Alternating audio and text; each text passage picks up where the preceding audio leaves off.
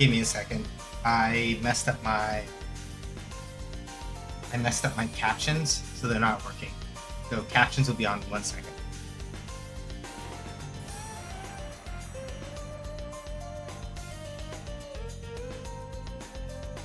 I gotta redo a couple of things. Get captions working on my end. I'm gonna do something else earlier. Cleared my cookies and then as a result, shenanigans happen. So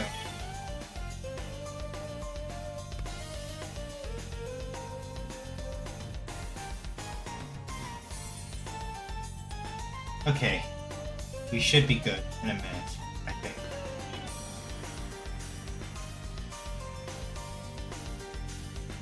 Okay, Bueller. There we go.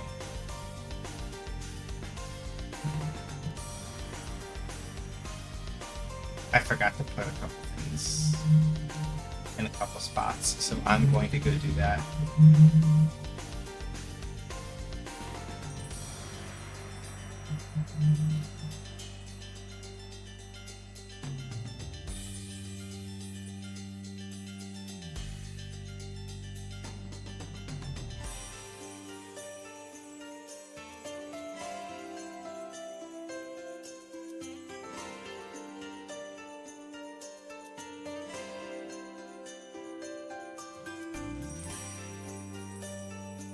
I'm raising an eyebrow because I read a thing and I was just like, Oops, supper's already gonna grab up the setup.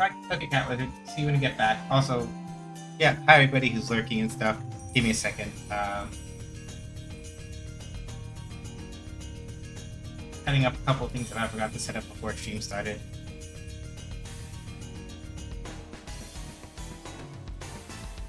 Before I forget.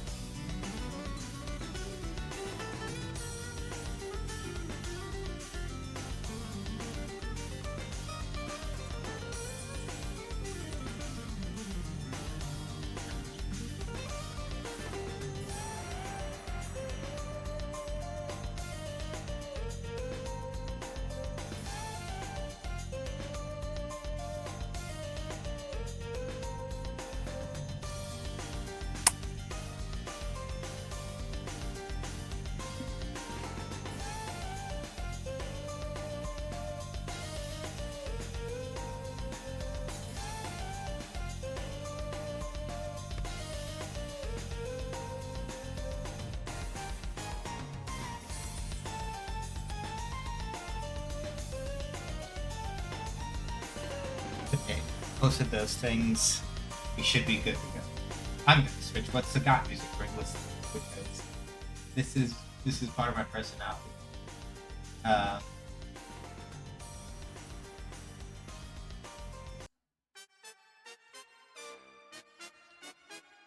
Anyway, happy Friday.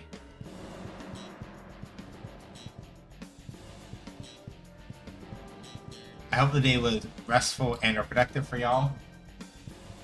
I also hope that none of you are as petty, miserable as Team Jeffries is, except the people who are mean and cool and otherwise looking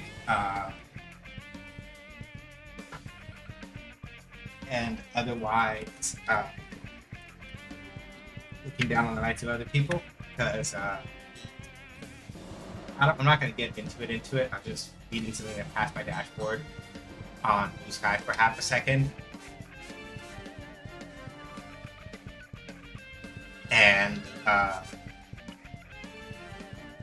all I really have to say is that I do not know how a human being can be so loudly insistent. Well, I know how. I know why people do this. But all I'm going to say is that I don't know if it is possible to be on the level of all people Drake in terms of willful denial of the actual reality that's in front of you. I'm just saying. Anyway, let me not get too deep. Also, hi Cosmo. Good to see you.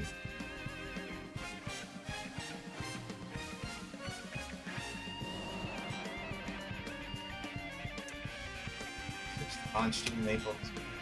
6.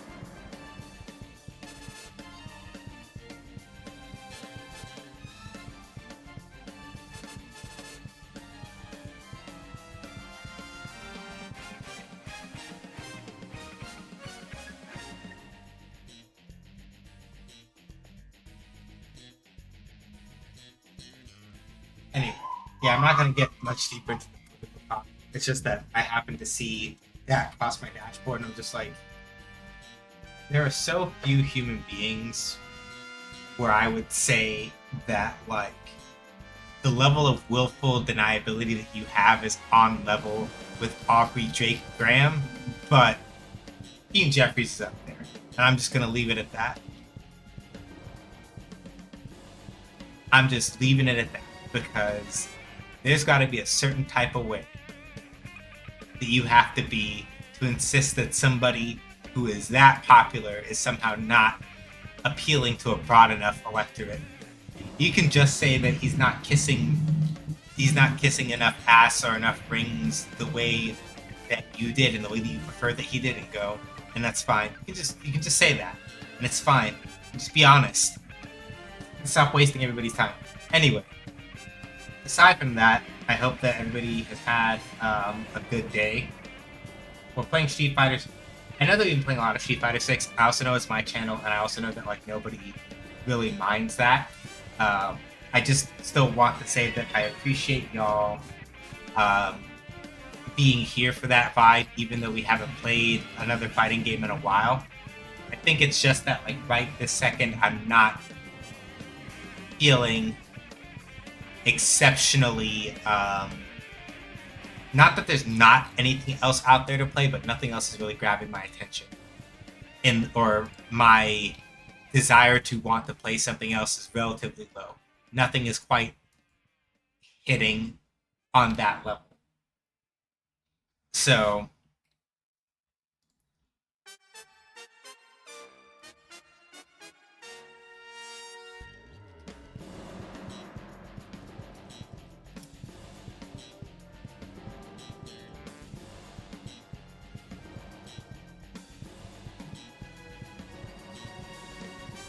I will never complain. Oh, chili and garlic bread? Nice.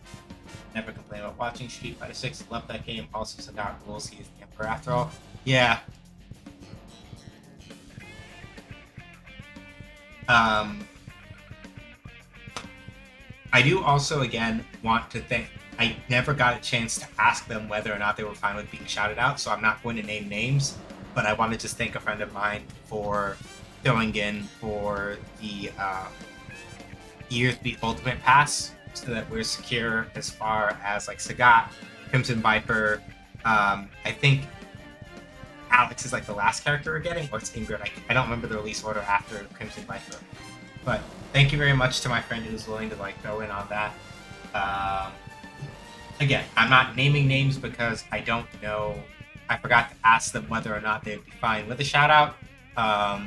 So I'm keeping their anonymity, but I'm also thanking them for that contribution, whether they hear it or not.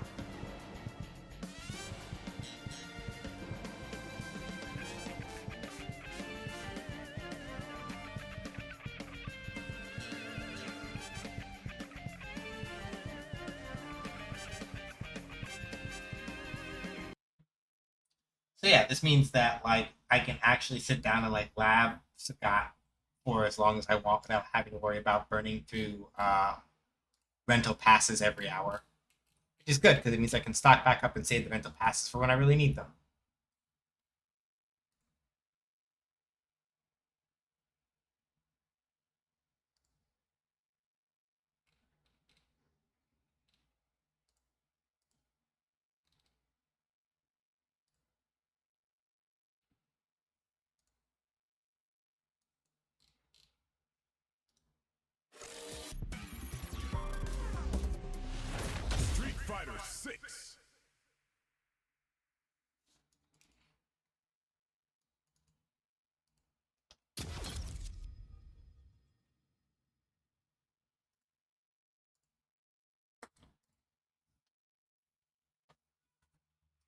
So yeah, we're gonna do some Sagat. We'll do a little more Sagat today, some Sagat casuals, and then maybe we work on more Elena.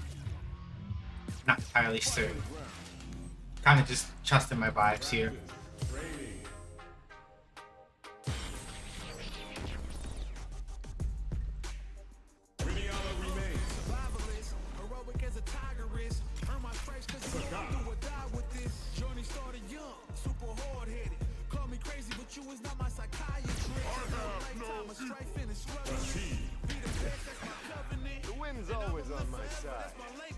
The other thing that's also nice about being able to like actually test him without having to go like, oh god, oh god, oh god, when it's my rental pass going to run out, is that I can actually like take my time and talk a little bit more about how he works. I'm not really reading like deep into the current meta of Street Fighter 6 in any particular way. And it's not so much because I have issues with it or anything like that, but in my case, I prefer to kind of like make my own judgment calls about things by like actually playing the thing. As I said to somebody else in a different Discord server at one point, I am not very big. Like, you'll learn very quickly that I don't like to listen to talking heads about the state of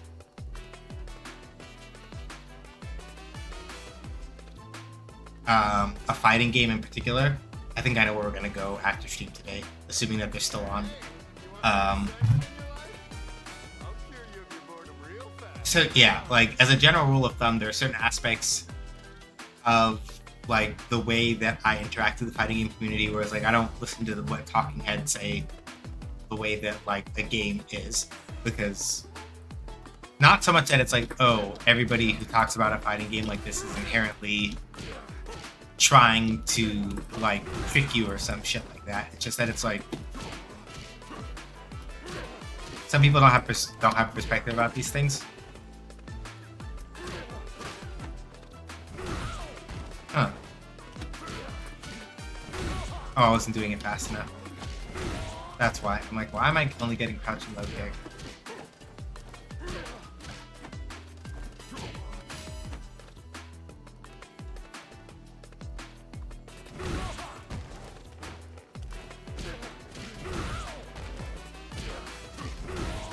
Gotta do it fast.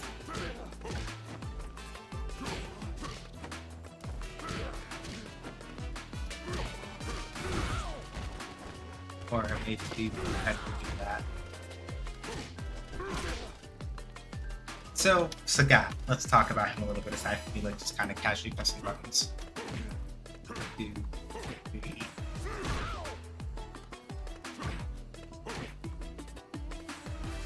One. Yeah. As Cat Wizard says, Sagat long. But very specifically, Sagat, his main thing in Street Fighter is that he has always been sort of like vaguely similar to Ryu and Ken in the specific sense of he has fireballs and an uppercut. Those are very specific things that he can do, but mostly he also serves as having very strong space control with a really and very impressive series of like pokes and other sorts of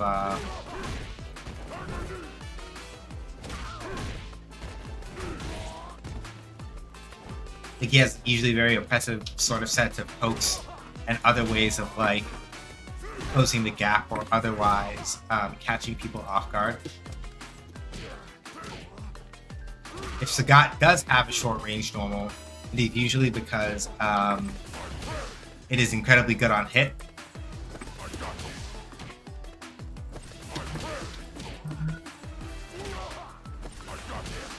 But keep in mind that like Sagat doing Drive Rush 5 MP is 10 frames on hit.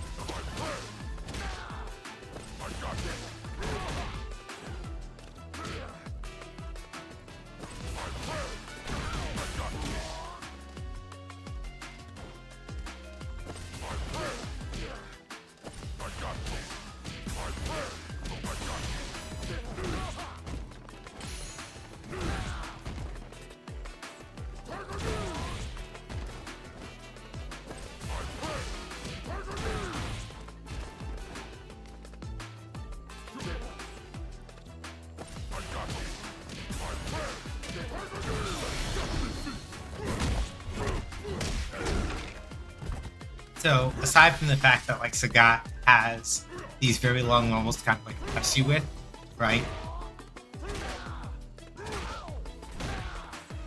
He also has high and low tiger shots. We talked about this on a previous stream, but I know that there are people who may have missed it.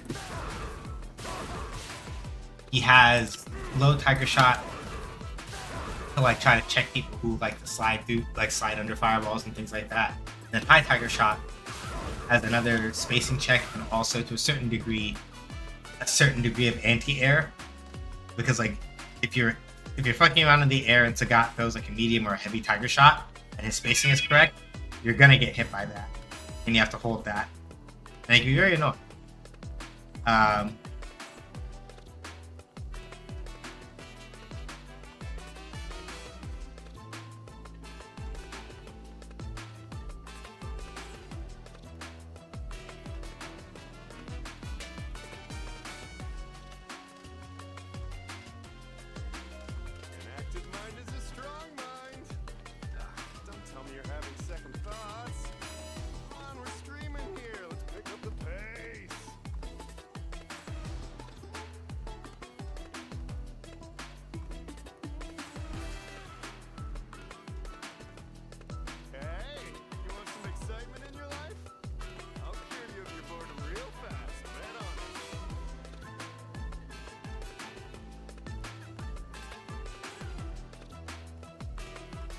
Okay.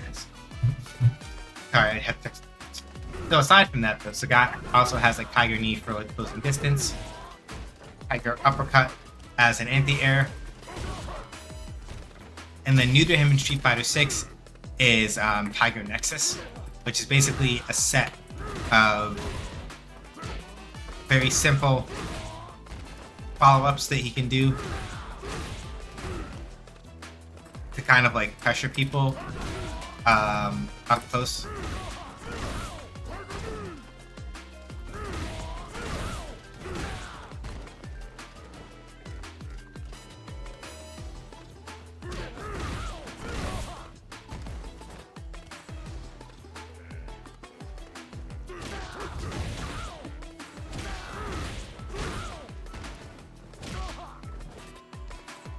And so this is kind of like his thing, right? And the overall Sagat's main thing is that he will use his really long limbs to catch you off guard or otherwise check you and then kind of like blow through you. The main quote-unquote weakness that Sagat has, such as it is that because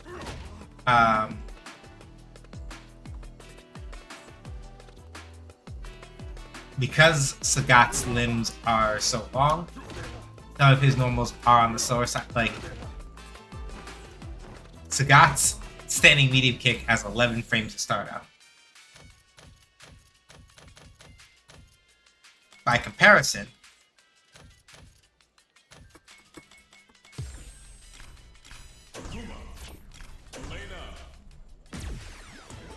Elena's a little different, right? But I'll pick Elena by comparison. See, like Elena's equivalent, like non-cancelable poke move is 8 frames, right? This one is meant for combos, so I don't want to compare them directly. But like, and even that is like cancelable into like command. Like there's a command move you can cancel that into. You can cancel it into super if you hit it raw, etc. Even Cammy, whose standing medium kick is probably most directly comparable to Rashid's in that regard, hers is like, let's see. Even hers is like 8 frames, right? Sagat's is 11. And I bring that up mostly not just going, oh yeah, well, Sagat sucks, but it's like, because Sagat has such absurdly long limbs, right? The whole idea is that the price he pays for that is that his normals are generally a lot slower.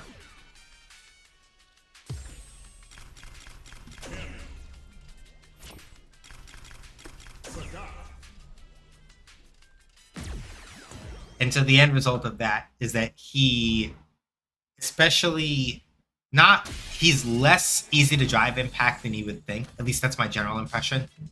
But it's also one of those things where if you're playing very carelessly with Sagat, the thing that will happen is you'll fuck around, you'll throw a normal. Like you'll fuck around, you'll throw a normal, and you'll think that you're safe, but because your buttons are really, because your limbs are really long, and because you have only but so much recovery time, you will in fact get blown through much more easily off of like random pokes if you're not poking carefully. Is the way that I would put it. It's like if you're pressing buttons just to press buttons to Sagat, people will just blow you up for it. You can't get away with that. Well, you can against people who don't know what they're doing, but it's not nearly as easy otherwise.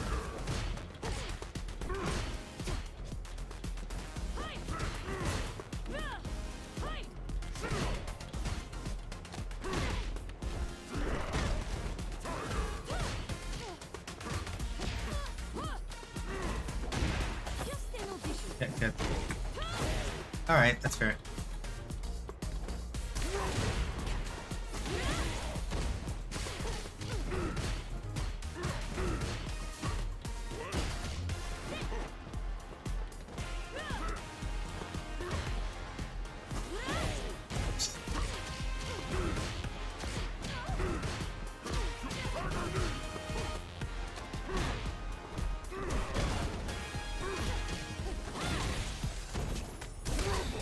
Oh yeah, fair.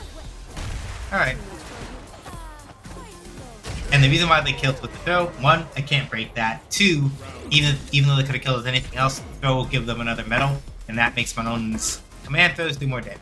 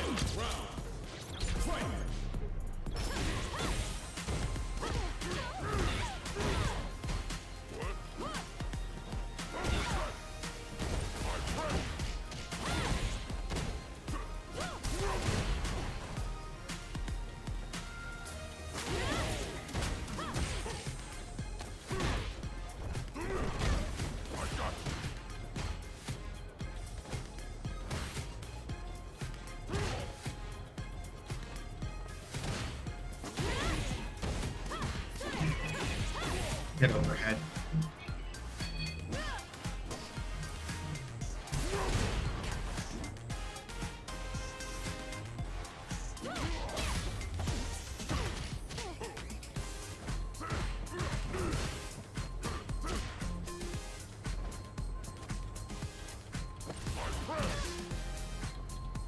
I just want to stop by and say good luck, I match, but thanks, Cap. Appreciate it.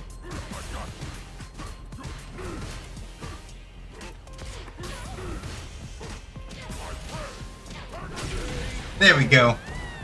So yeah, you may notice that like because this person especially wasn't like checking me in certain spots,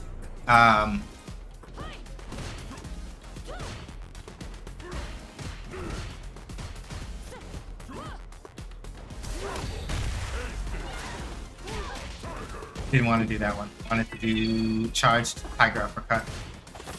Good throw. Yeah, I tried it.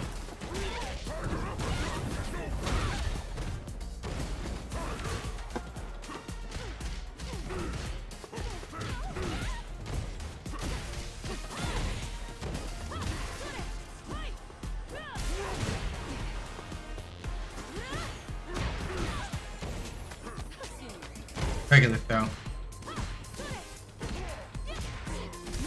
Whoop. Nah, I should be cooked here if they don't mess it up.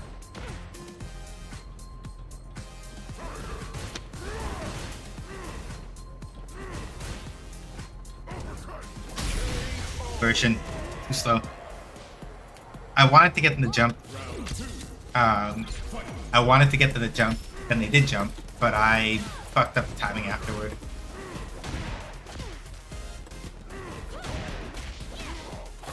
Yeah, good throw.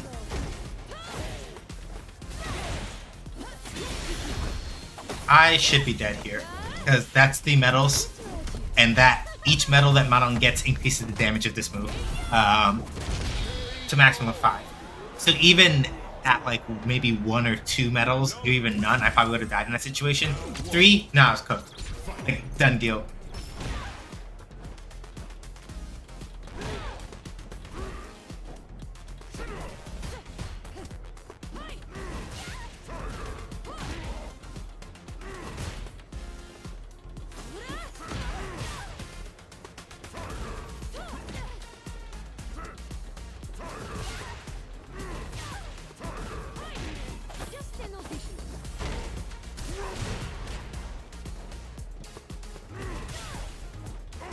There we go.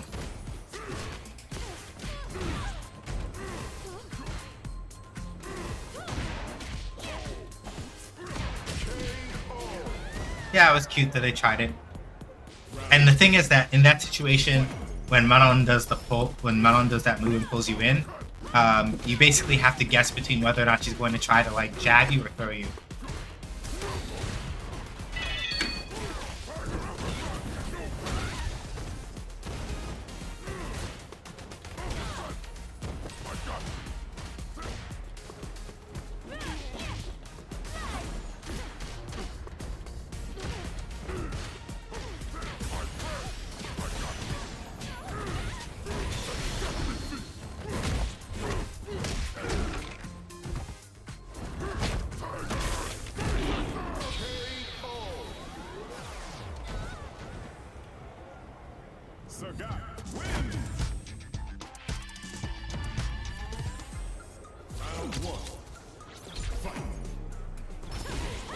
That's good.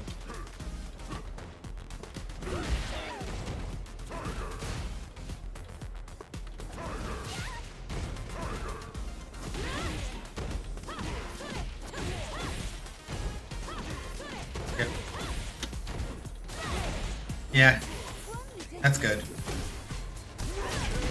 And I didn't have enough health to live that, so I got cooked.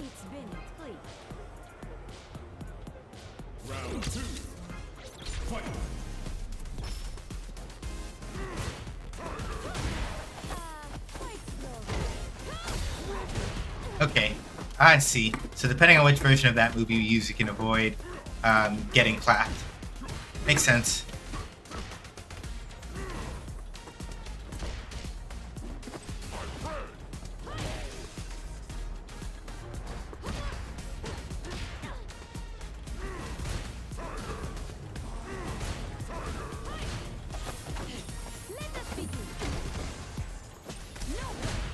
Yeah, that's fair. Ooh.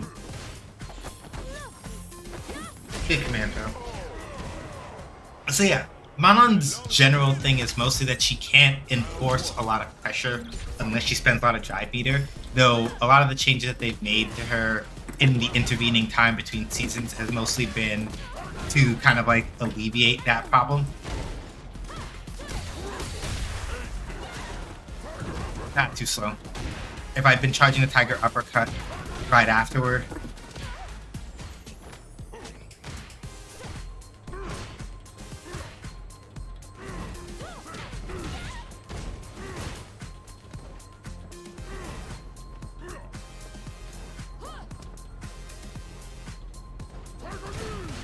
No, that's not plus.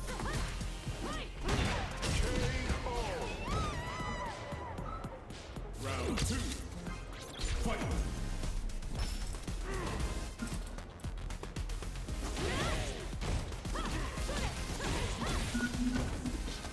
Good throw.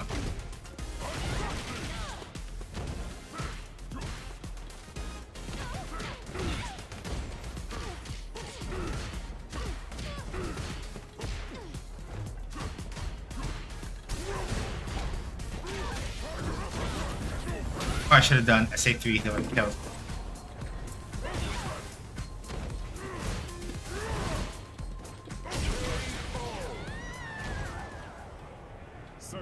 because even after like charged Tiger Uppercut, you can do Super Art 3. That is a thing that you can do.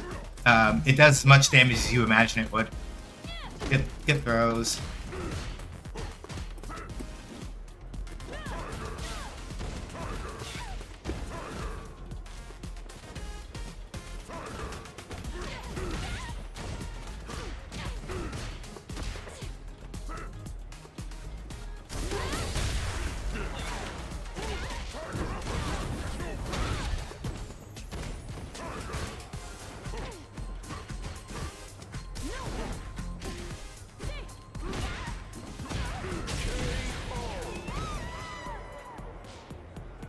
Round two.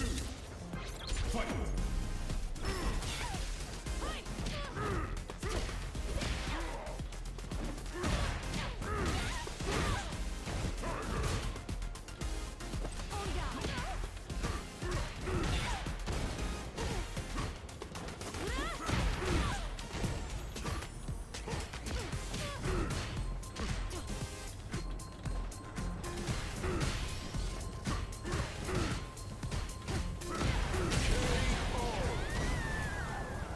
Sagat wins. Round one. Fight.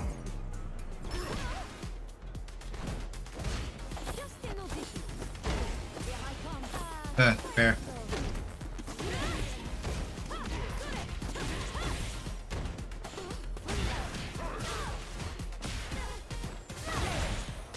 Yep. And Melon's already at 4 medals. I'm so fucked. This is really bad. Round two. This is really bad. Aha! Okay, 5. I'm so fucking cooked.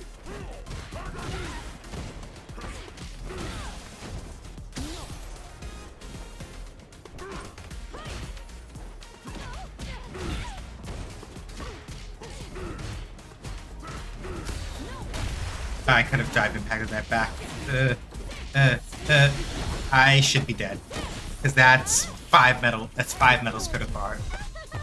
Should be dead here. No. Okay. Never mind. I really and truly was like, no, there's no reason I should live that. But I guess because it is comboable, and probably because of the drive rush may have also scaled down the damage some.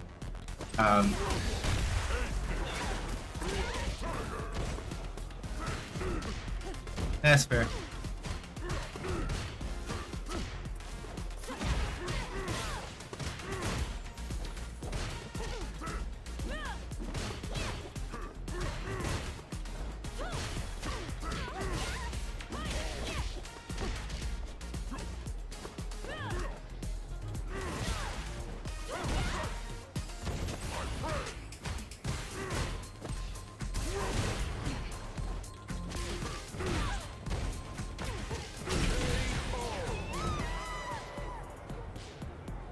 Yeah, I play my Sagat very basic. I don't. Part of it is because like Tiger Nexus is new to him in this game, so I don't know shit about how to really use it that well. No.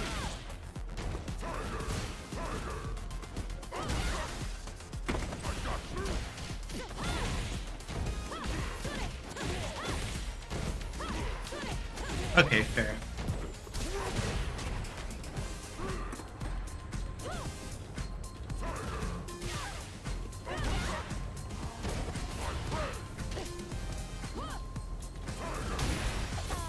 If I'd thrown that a little earlier, she would have been stuck.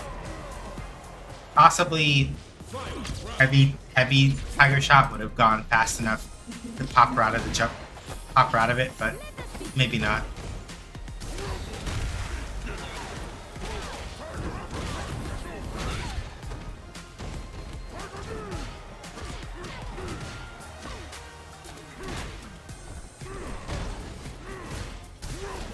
Ooh, good.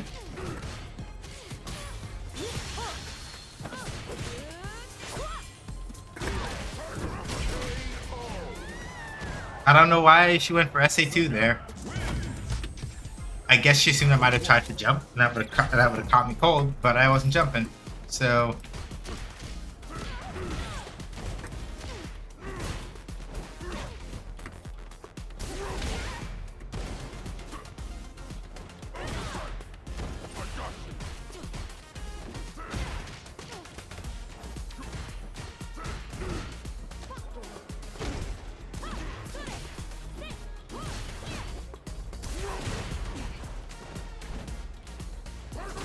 Yeah, fair.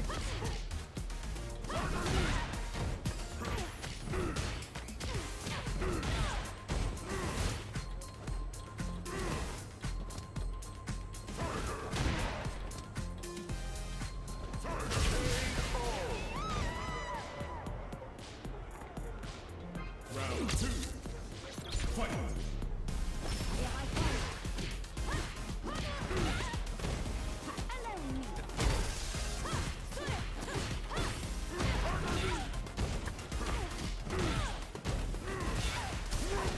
Ooh, fair.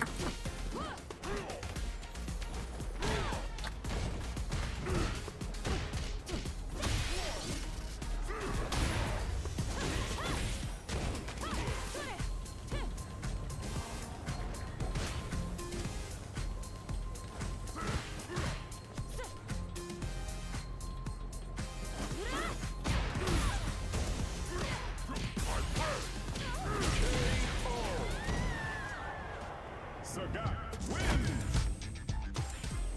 Round one. Fight.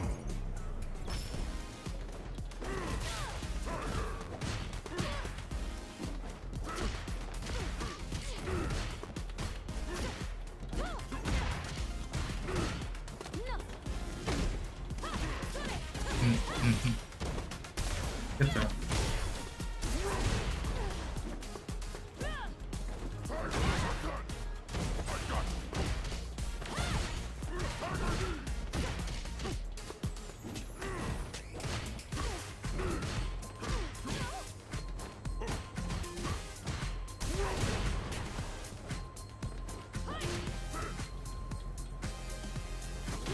Yeah, fair.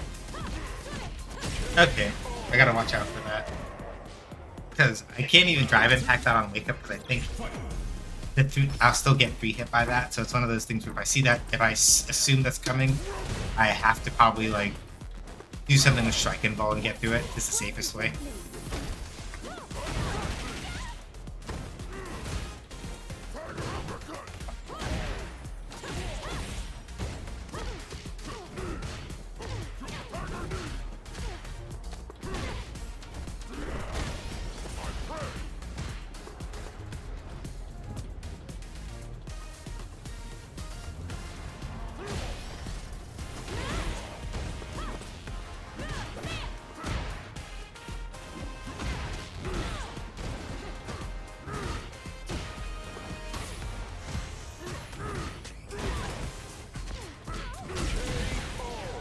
There we go.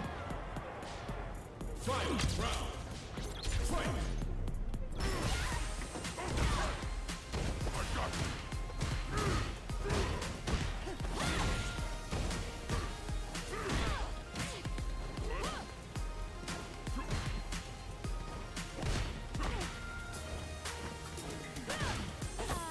Good time.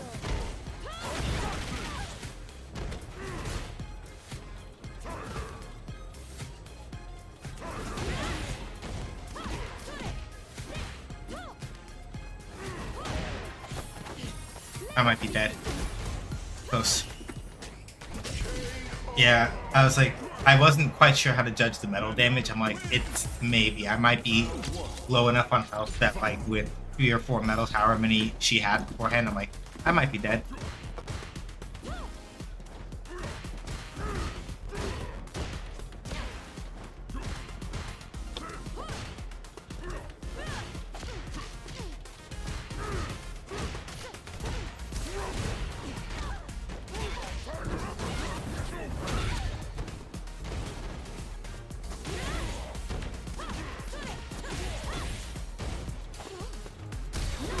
Ooh.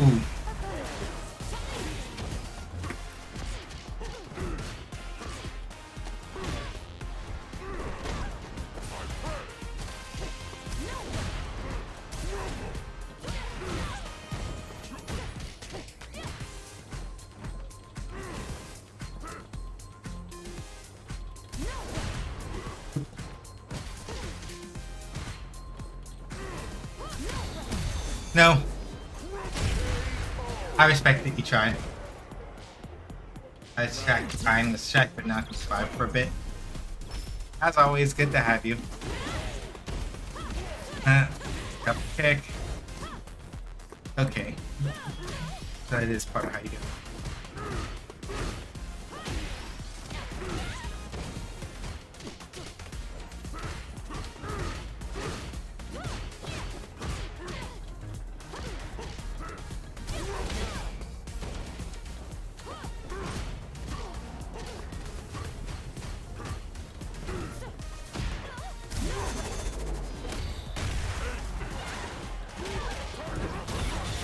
Yeah, you're cooked.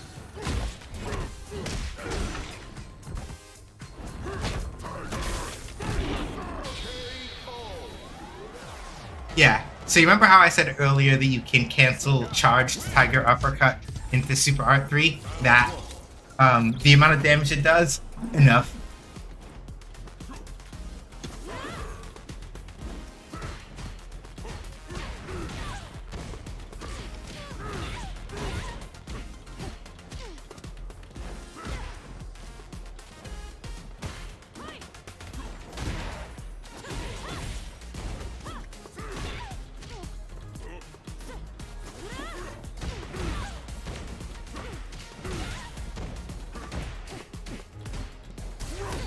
Oops. Good throw.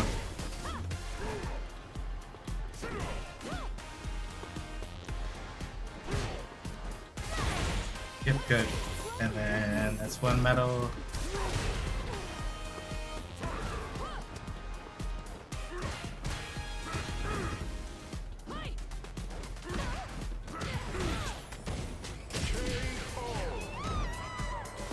I gotta be careful with this medium just because essentially because Sagat's crouching medium kick, it reaches pretty far but you can't cancel it.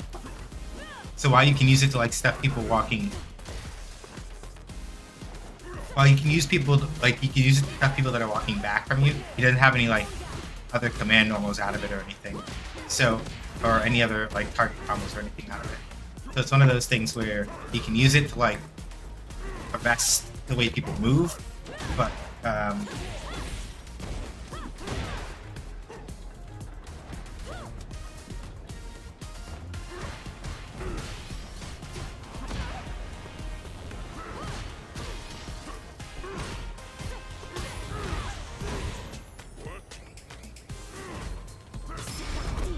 yeah, no, I got hit by that.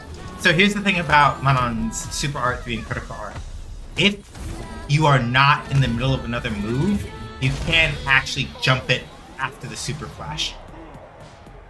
So while it works really good as like a counter grab and things like that, if Manon does that raw and you are like just like and you're like not pressing a button, if you're holding up during the part where she's getting ready to try to throw you, she has to hold that shit basically.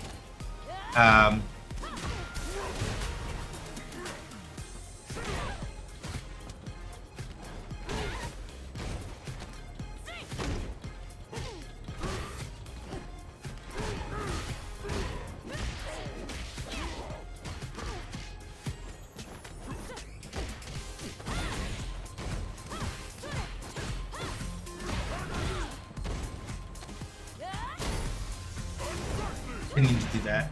I did not need to do that. Why did I do that? I didn't have any reason to do that. That was silly.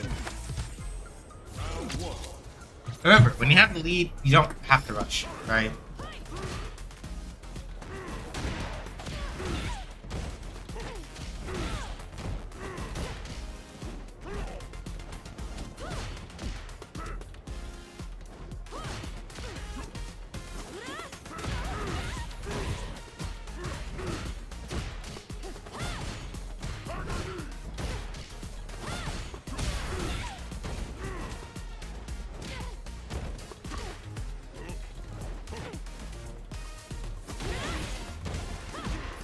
You may be wondering why I didn't try to drive impact them there.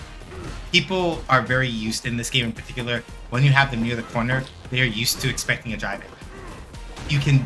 It is something that you can get away with sometimes, but you have to establish a certain amount of psychological pressure first. You notice how they keep jumping? To that. That's why. So when somebody's near the corner in this game, you don't necessarily want to drive impact them. It's tempting, but you shouldn't necessarily. It is better to throw something out that will very likely stuff an attempt that they make the jump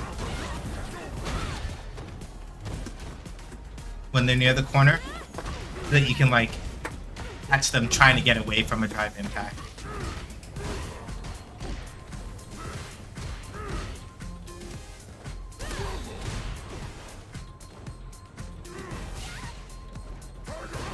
Not too slow. On my part, being specific.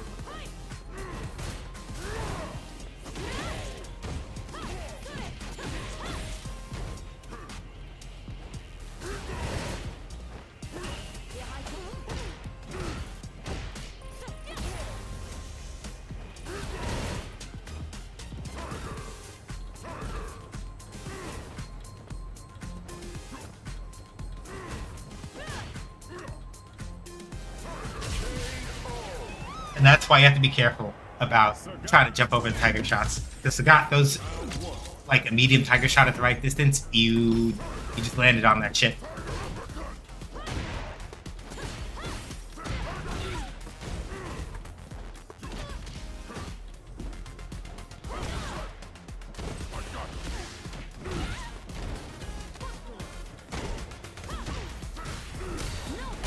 Ooh, I don't know if I landed in time for that to boom plus enough to drive impact that back. Yeah, that's fair. Shouldn't have let her jump in.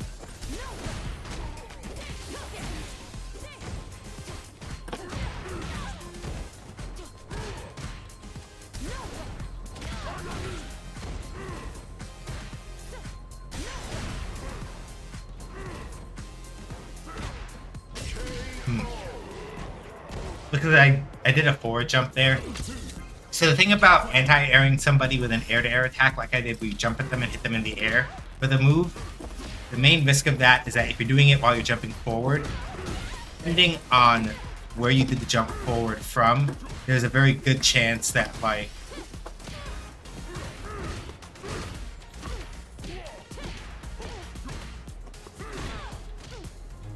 there's a very good chance that you'll land after them and be unsafe. Fuck, I should have done medium. There's a chance that you'll land after they do, and then they get the advantage to like knock you out a little bit. So that's why, like, ideally, if you're gonna like air to air, like I just did there, you want to do it from like a neutral jump or a back jump in most situations, because if you do it from a neutral jump or a back jump, then what usually winds up happening is that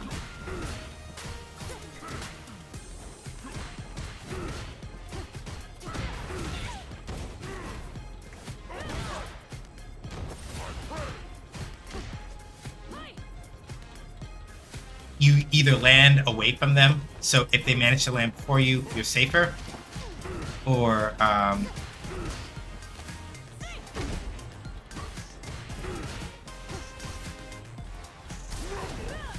was good.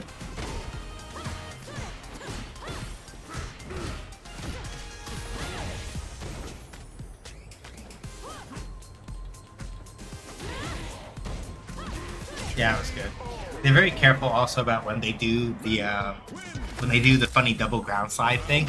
They're very deliberate about not doing that too often. So I haven't really been able to like call it out like a drive impact or something. Hey Shan.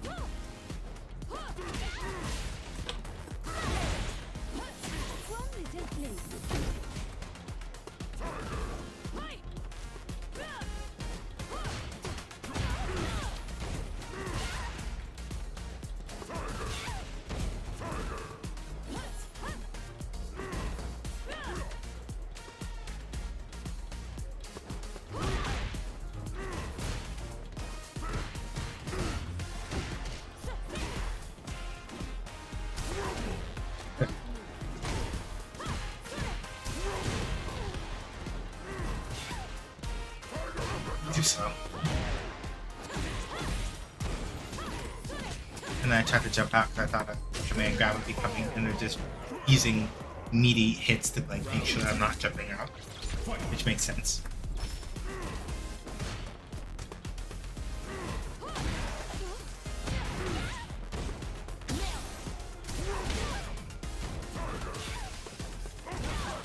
There we go.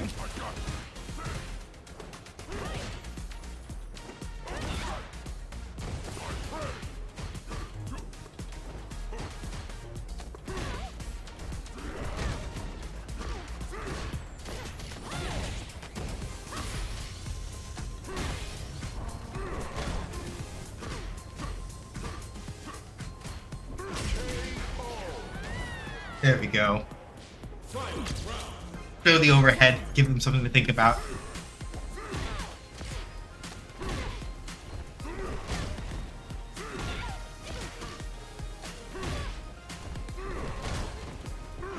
Ooh, yeah.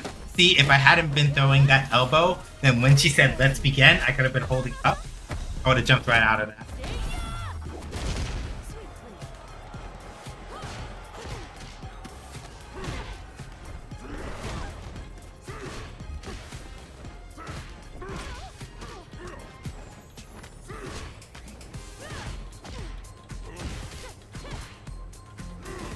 Get good.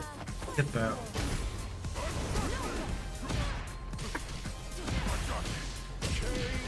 There we go. I'll give them the 10 and then we'll see if I feel like switching over to Elena for ranked or not.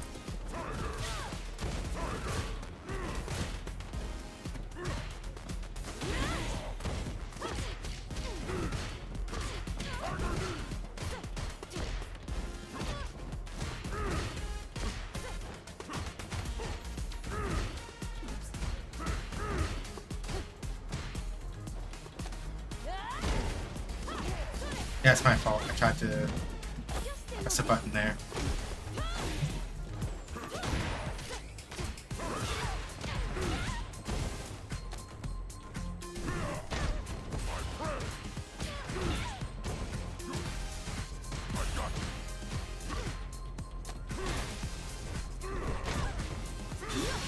Yeah, no, I got hit by that.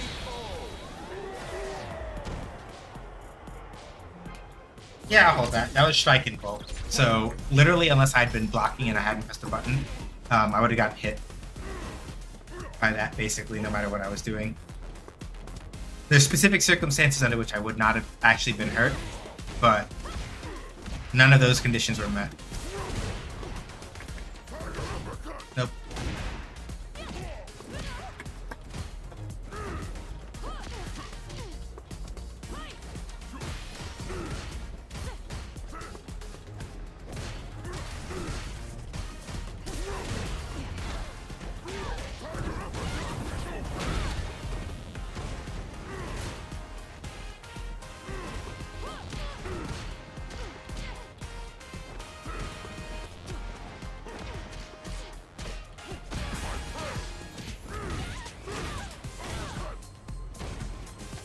Good throw.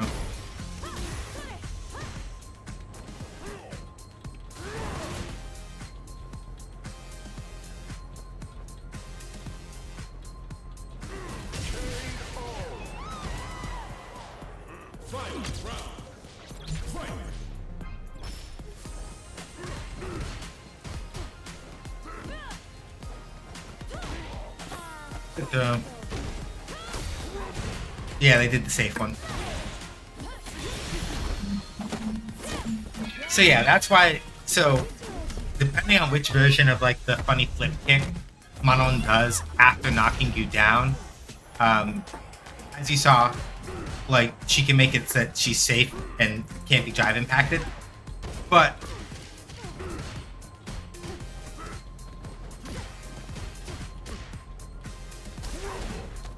that's fair, I'm dead. But like in that situation, if I'd done like OD Tiger Uppercut, she would have eaten shit. Or like SA1, maybe.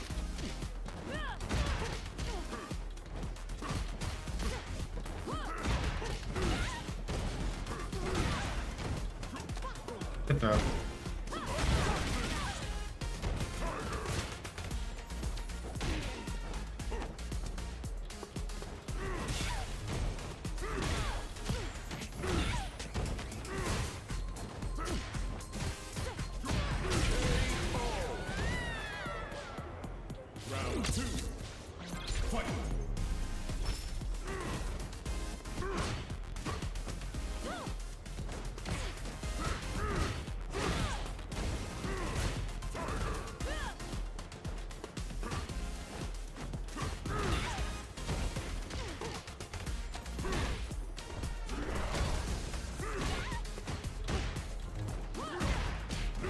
How am I liking Sagat overall?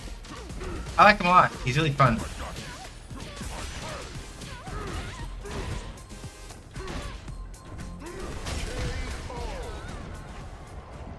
Sagat wins. Alright, I said I was gonna give him a 10 and that's enough. Yeah, overall, Sagat's really cool. I like him a lot.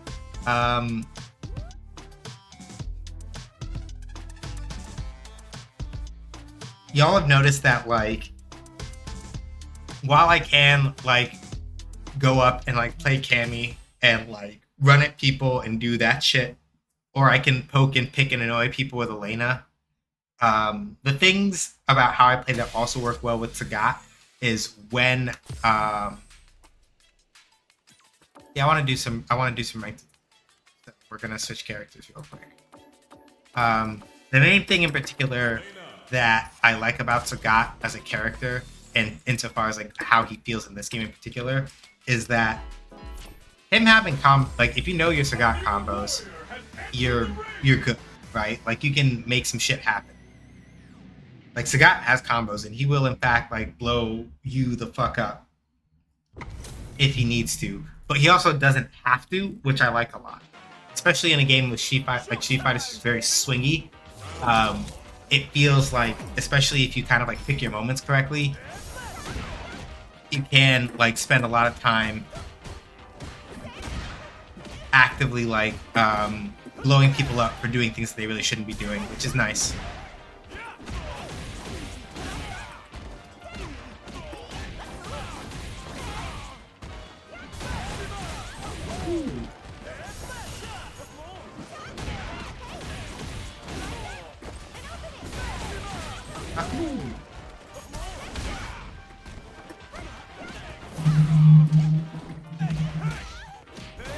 I might be dead. Yeah. Essentially speaking, with Sagat, he takes away a lot of like the tricks that DJ has. Since DJ is the person we're fighting right now, I think this is like kind of appropriate to kind of bring up. The main thing with DJ is that he kind of like relies on like pokes and jukes. Sagat has no jukes, but he has pokes for days. And the main thing also is that he has a really high amount of stopping power. And that's the thing that I think I really like about Sagat. Yeah, it's fair. If I had enough space to jab there, I could have done a drive impact to kill me. Or at least attempted to block that and gotten through. But it's okay.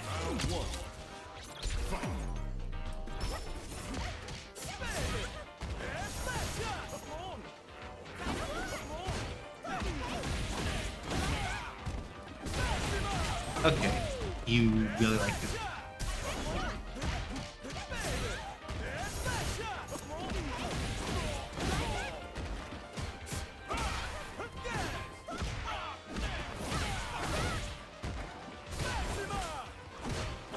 I messed up the punish.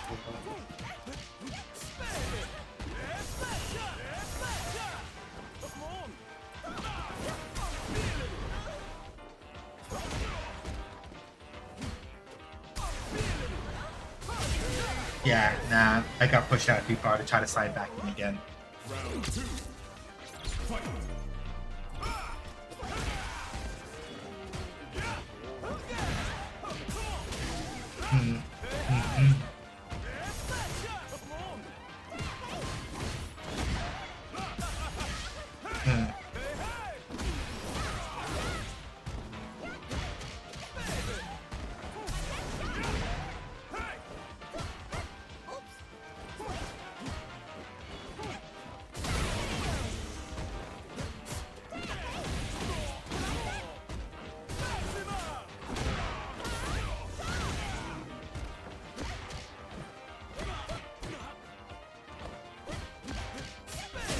Yeah, I slipped a little.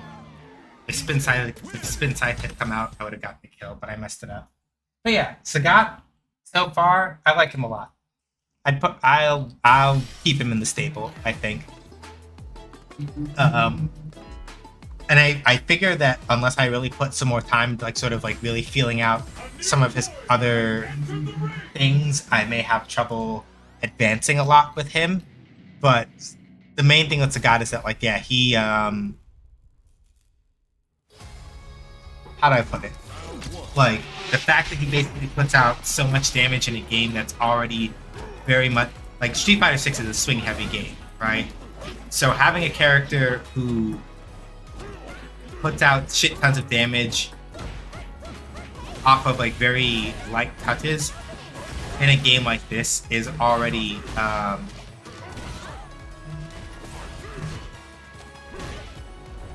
very scary.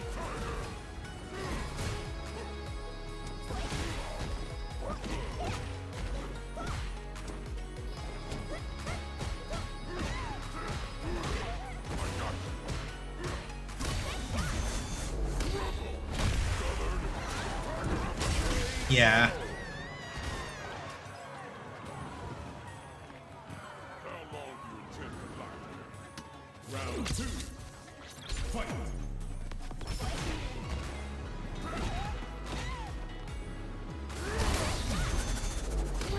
Actually, I lied. I think Sagat does actually have the target combo off of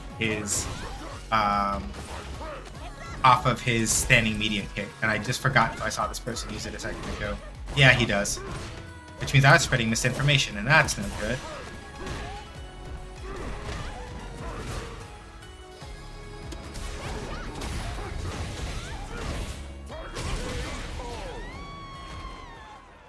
Yeah. So that's the kind of thing I mean, right? Like, you see what I mean, right? Like, Sagat does not have... He doesn't have, like, a lot of combo tools, but he doesn't need them necessarily either. You understand? Right? Because, like, all it really takes is for him to, like, pop you one time. All it takes is for him to pop you, like, 2 times or 1 time when you're not looking, and, like, he'll eat you alive. He does actually have combos. Like, I'm just saying that, especially where he stands as a character, you do not necessarily, like, if you're very careful and understand your spacing control very well, and you start, and you don't get too, like, caught up on, like, oh, he doesn't have a lot of cancelable normals and shit like that. He doesn't really need that. Ooh, that was nasty.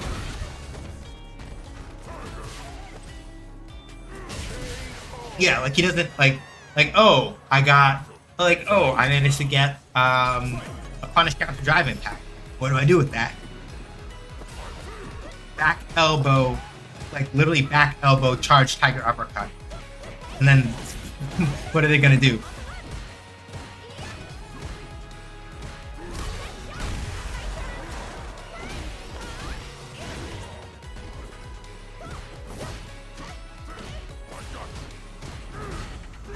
Yeah, there's the overhead. Ooh. Yep.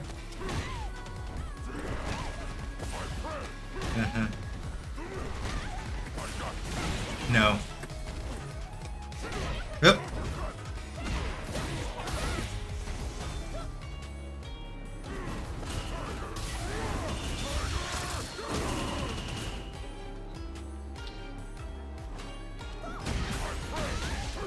Yeah, like, what do you do about that? Sagat. Like, I missed. Sagat did crouching heavy punch, and because of how far it reaches, plus how cancelable it is, like, hang on. I'm not trying to, that's not the thing I'm trying to do.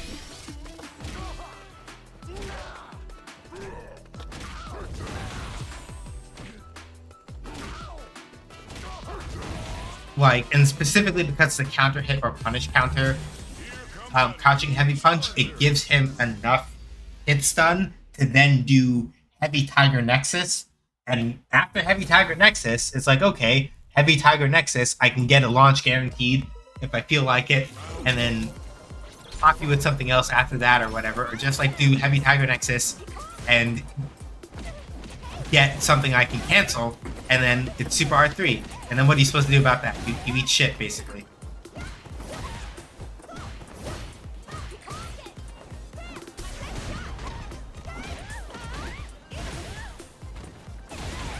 And show kicks.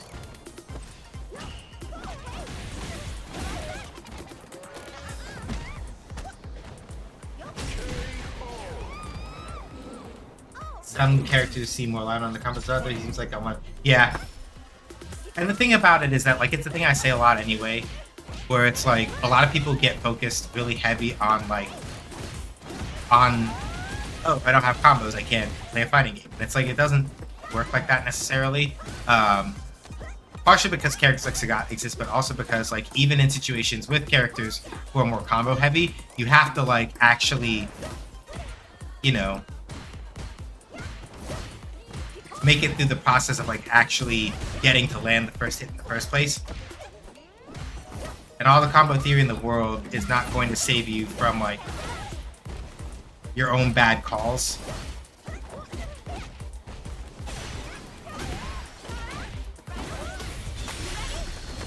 Okay, good. I actually remember the super input this time. I was like, I don't remember her super input for Super Art 3 because I was thinking about Sagat's.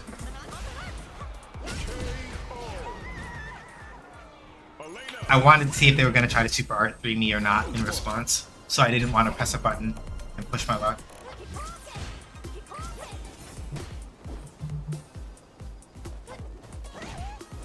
Gotta be careful about doing those raw rolls. It's not a good idea.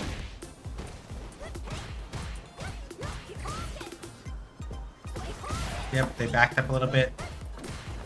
Gotta slide, big token. The part that makes Chun-Li really difficult to fight is that when it comes to pokes, there are very few characters in the game who can, like, and it comes to, like, poke pressure, there are very few characters in the game who can outmatch Chun-Li for that. She is extremely good at, especially if you're not, like, pressing buttons too carelessly, Chun-Li is very good at shifting her position and then putting a button out where she was standing, or putting out a button preemptively and just making you sit and wait. She's very, very good at poking. And so, like, he has combos, obviously. But it's one of those things where, like, especially as, like, a good Chun-Li player, like, the thing you're going to be doing a lot of the time is just, like, aggravating the fuck out of people with pokes. And keeping them, like, you saw that shit?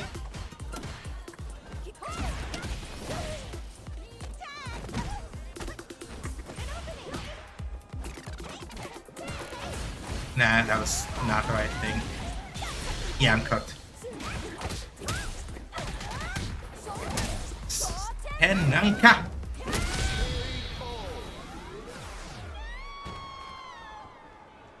Chun-Li wins. Round 1. Yeah, Chun-Li is just, like, really, really... Ooh, that was unfortunate. Maybe if I was Sagat, I might have been able to catch that, but no guarantees, I think. I was trying to do Scratch Wheel, but I think I did the input too early.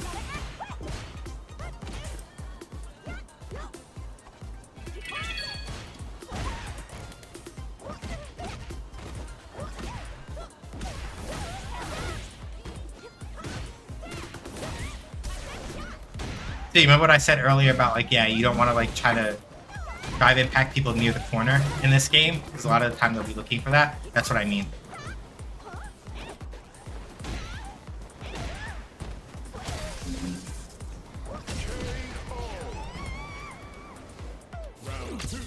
But luckily for me, as Elena, I also have the option of, like, if I'm careful. Oh yeah, they were looking for that. And show kicks. They've been very conservative about that. Good.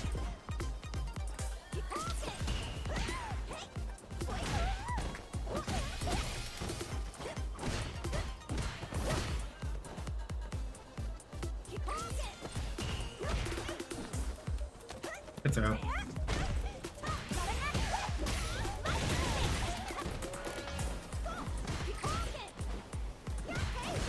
Nope, wrong move.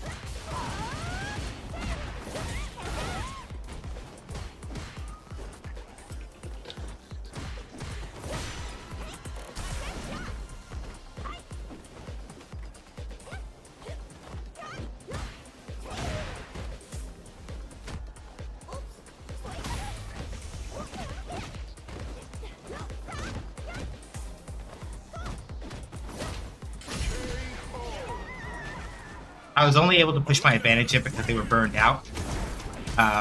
When you are in burnout, if you block a move, you are forced to stay in block stun for like something like 4 extra frames, which means that a lot of things that generally that you could generally punish when you're not in burnout.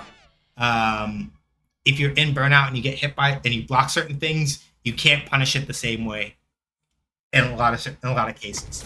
For different characters, how oppressive this winds up being as the attacker when you're attacking somebody in burnout is very different. But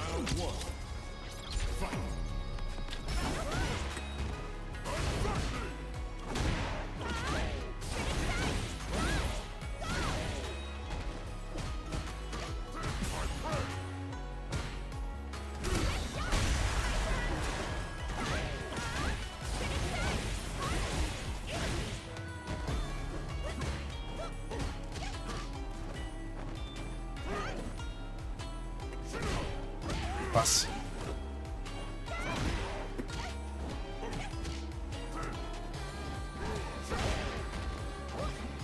Too early.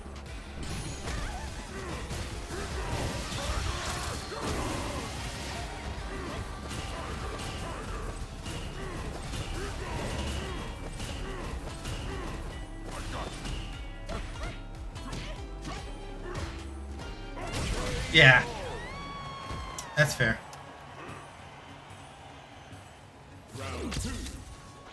So yeah, even though it's more expensive for him to do in this game, Sagat can also... Yeah, that's good.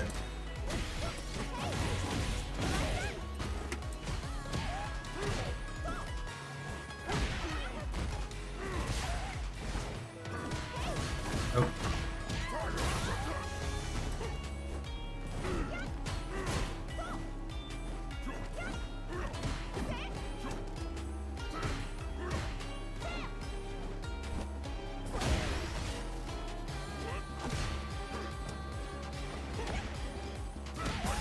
Nope. Okay.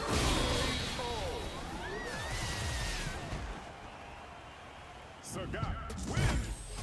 Round 1. Fight.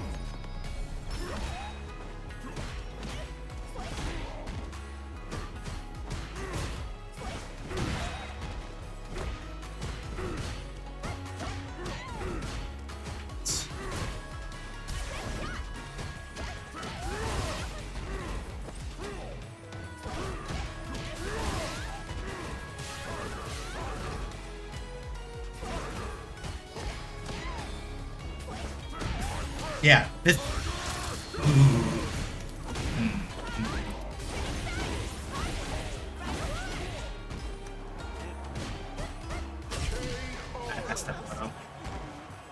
But yeah, as you see, right, really the proper cadence, especially if you get somebody knocked down at specific distances and you understand the way that the way your tiger shots reach, you can use your tiger shots as like preemptive anti-air coverage.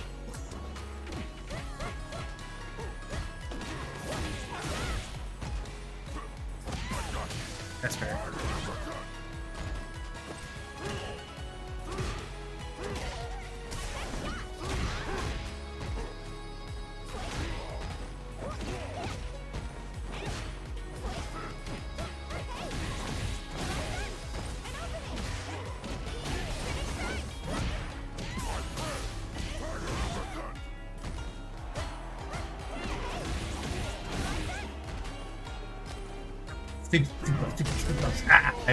I got into throw range.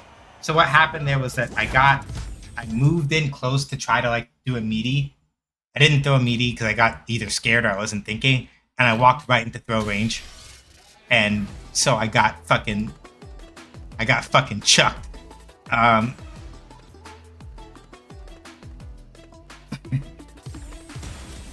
So that's my own fault. 'Cause I got close, and then it's like, lol. Didn't throw a meaty, didn't prepare for wake up throw, and subsequently got fucking yoked.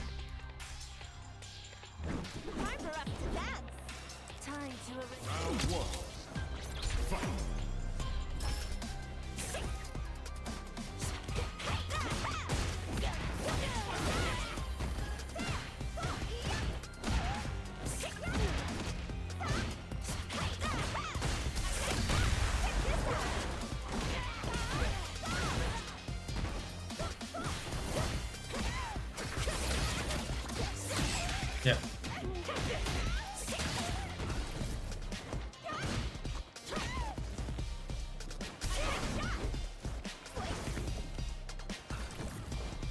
Ah, damn it.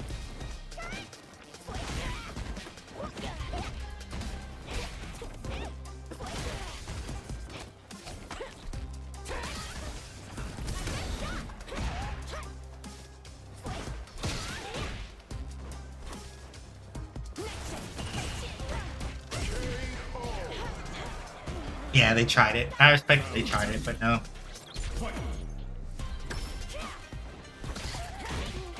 Just, uh-huh.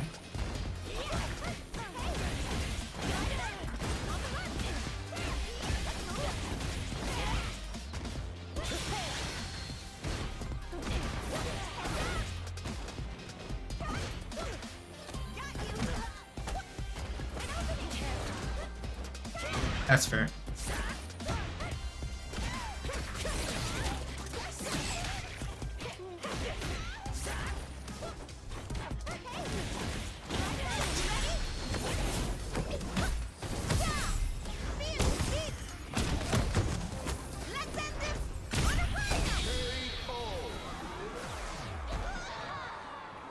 Elena, win! Round 1. Fight. Not gonna lie, they had a 6-win streak, and being the one to break that, I admit it, felt good.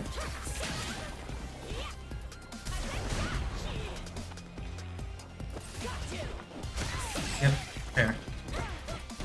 Mm-hmm.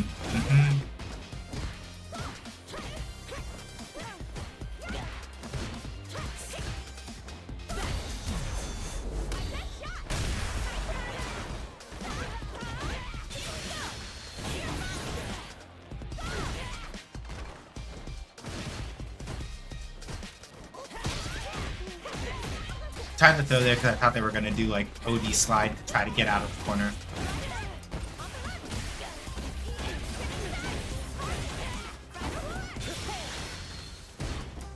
Oh, thank God Rhino Horn recovers fast enough. Round 2.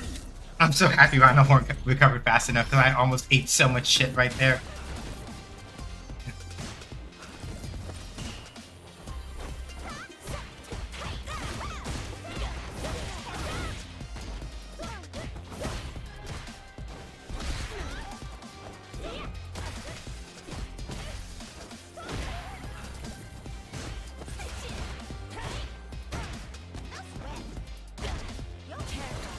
Yeah, that's the OD slide that I was worried about. So he doesn't have like I'm probably dead here though because that was toxic. Oh, huh. I did the wrong thing to try to like confirm there. That's my fault.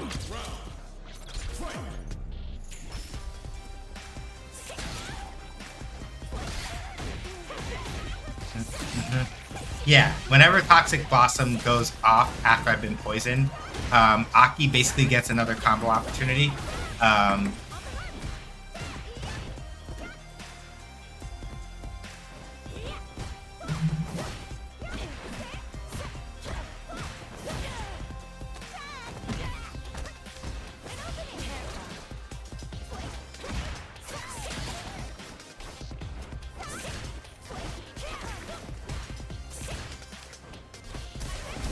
I know. I should be dead here. Yep. Hold still now. Here, there, then here, and there. My magnum opus. Yeah, I got caught. That's fine. Aki, win! Round 1. Fight.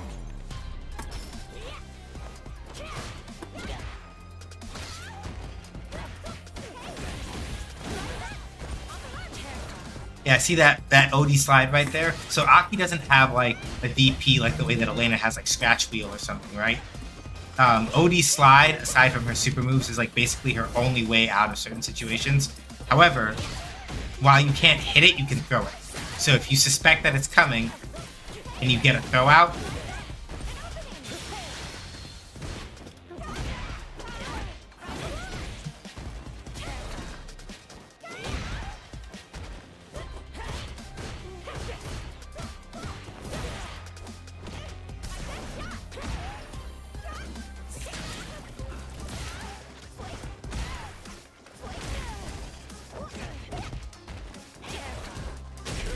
Ooh. Round 2. Yeah. Fight. I don't know if I'll be able to grab it, but if I grab that at some point, I would be incredibly happy.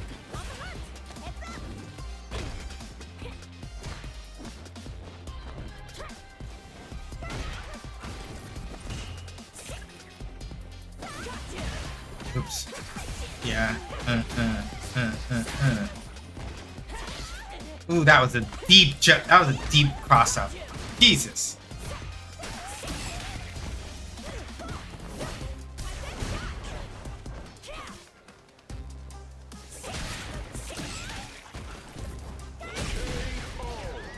Yeah, that's fair. I got caught.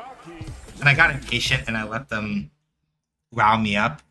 And I wasn't slowing down a little bit more to just kind of like chill the fuck out. That's my own fault. I got fucking caught.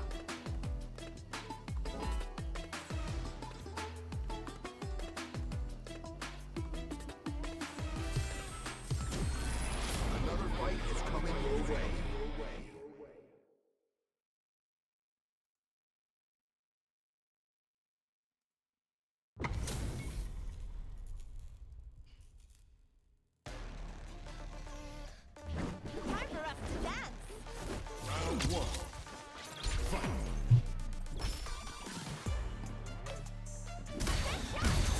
Okay, that was just fun. There's situations where I think Jury cannot drive impact after doing standing heavy kick like that, but my timing was probably off.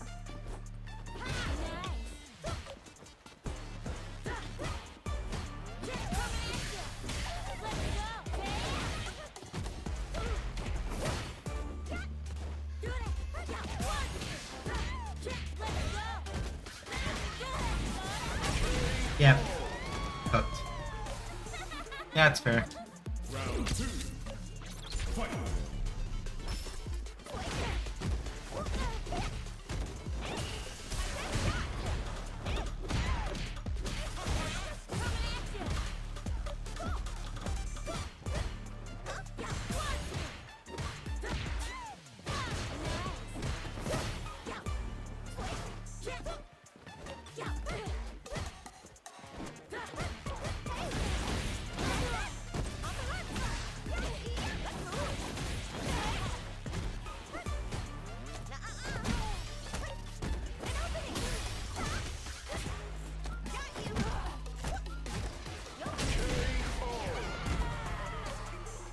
Final round.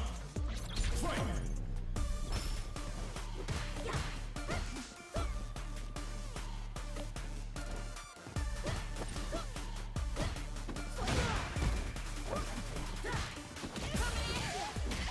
Yeah, she caught me walking back.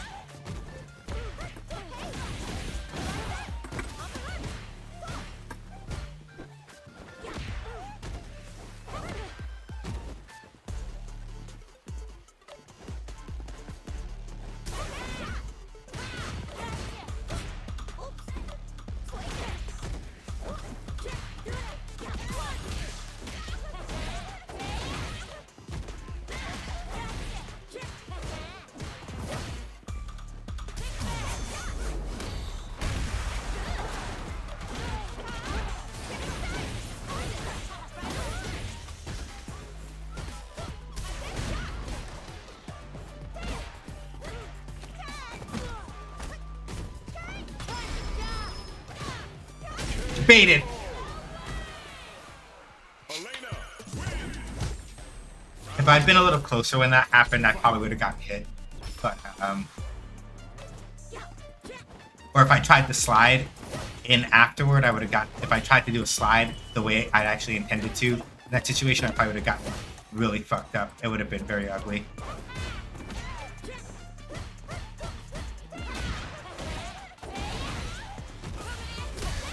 Yeah, I should have done that. If Jerry drive rushes you and she hits you with the elbow, don't fucking try to drive impact it. Unless they literally don't have enough drive gauge for a drive impact, don't do that. What will happen is what you saw, where it's like Jerry will elbow you to check you during her drive rush, and then you kind of just eat shit. because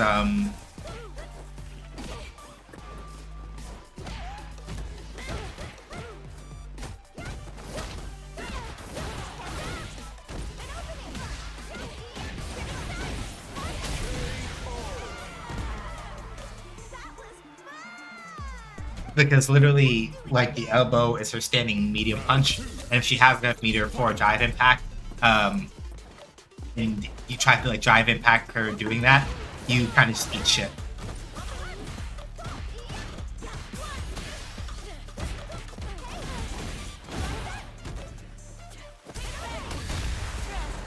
Yeah, like in that situation, if I reacted quicker, I would have been able to drive impact her right back, and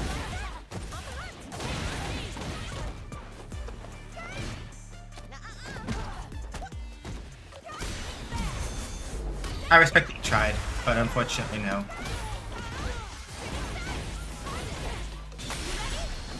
I missed it because I moved too slow. I wasn't sure if the combo had actually landed or not.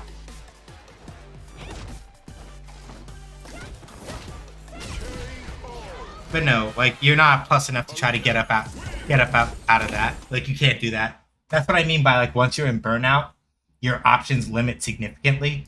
Granted, Jury had both Super Art 1 and Super Art 3 on deck, so if they really wanted to try to like blow through me attacking, they could have tried either one of those if they had enough of a gap, and I would have been hit if I was trying to hit them. But that again relies on like being able to get that timing out while you're defending, and that can be really, really frightening, because if you fuck up and you miss it, you get detonated anyway. Round one.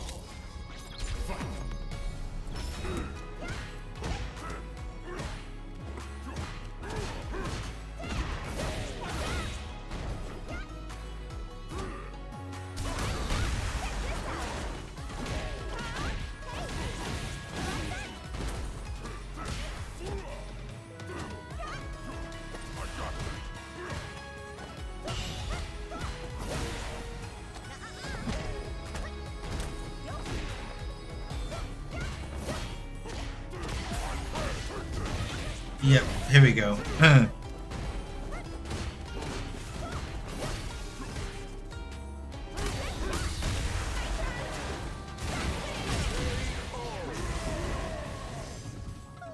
two.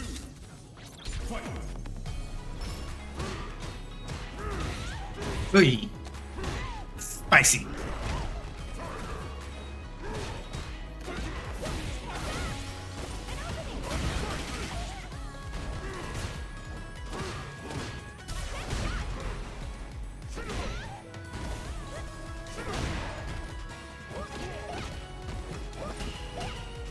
Yeah, good punish.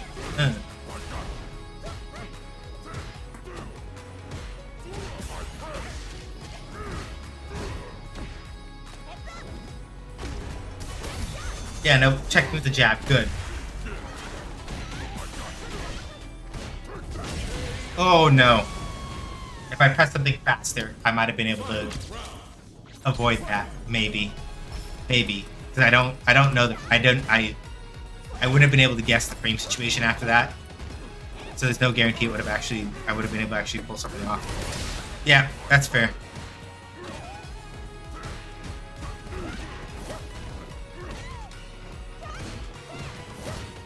Nope. Punch that.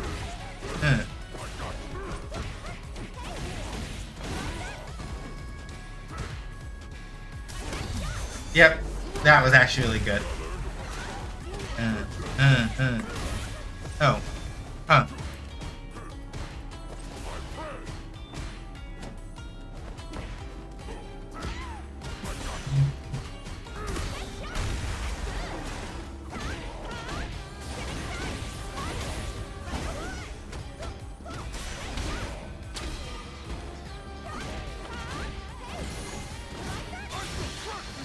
No, damn it. Super should have come out. Super should have come out during spin sight. I messed up the input. It's my fault. I messed up the input. Nope. Forget it. It's my fault. I messed up the input.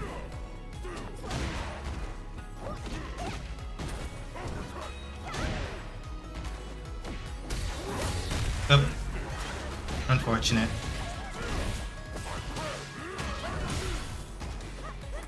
Okay, so you can cancel the second hit of that target combo. That's interesting to know.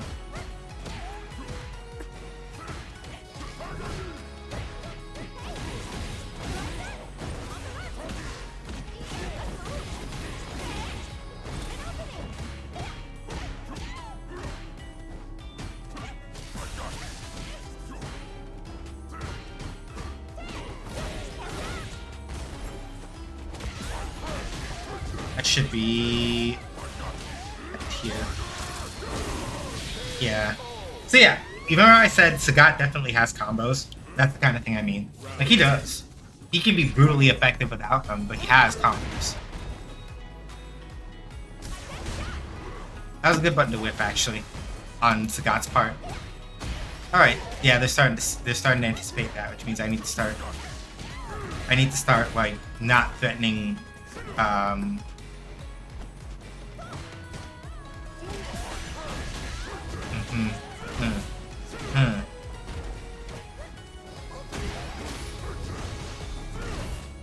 Oh yeah, it's still plus.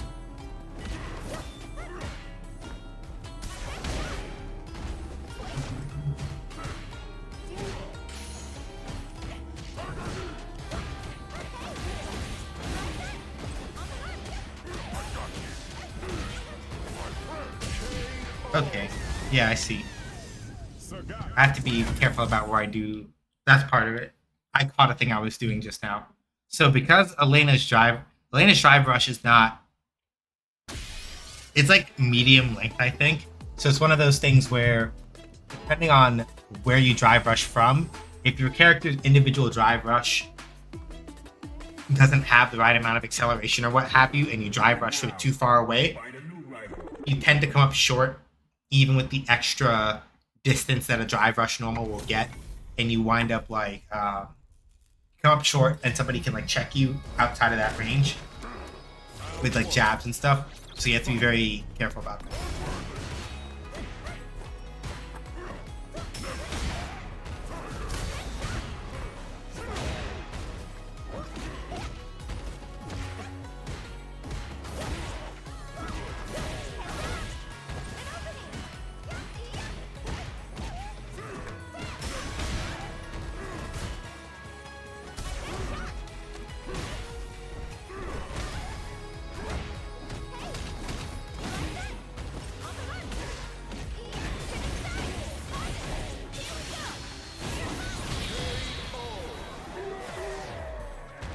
I did Meteor Volley there just to be sure that if it didn't kill, I could then do like OD Scratch Wheel. I'd make absolutely sure. So the meter spend was worth it just to make sure. Ooh.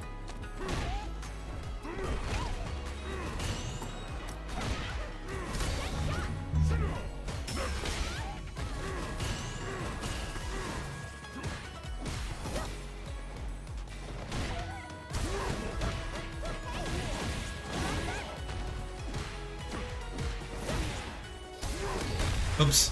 I even checked with the jab. If I'd been a little faster, I could have probably... Yep. You didn't need to do that. That's a waste. That was not a... Oh, okay, I shouldn't say that.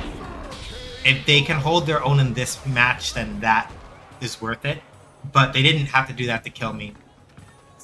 Counter hit drive impact like that, they could have just waited a little bit, done back heavy punch, done heavy charge tiger uppercut, I would have been dead the same way, no meter spent.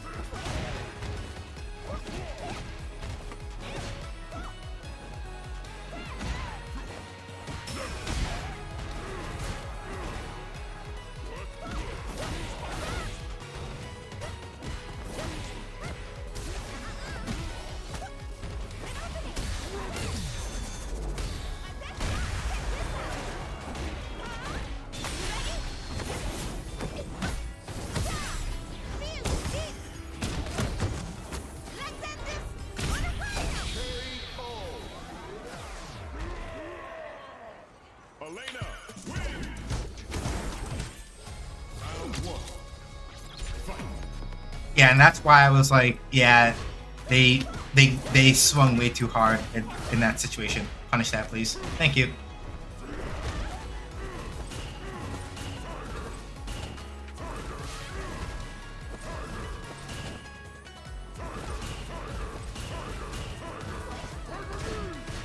Oh yeah, plus. Fuck! That was that. I think, if I remember correctly, the general wisdom is that like if you're crouching and Sagat hits you with a tiger knee, that's part of what makes it so plus all the damn time. So ideally, if you can block a tiger knee standing, you have a better chance of it not being plus.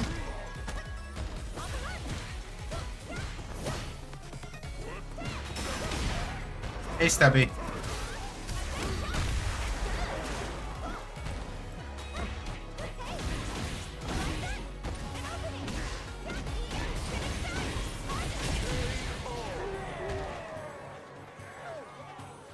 Oh, thanks. Nice fight. Round 2. Fight.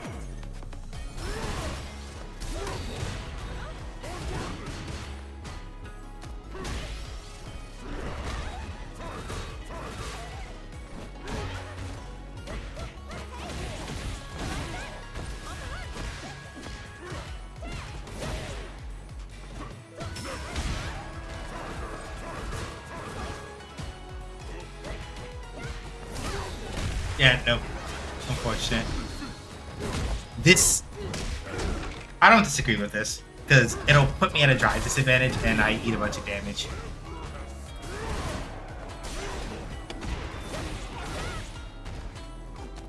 Good throw.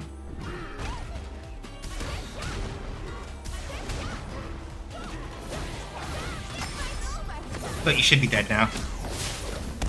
And if not, it'll be close.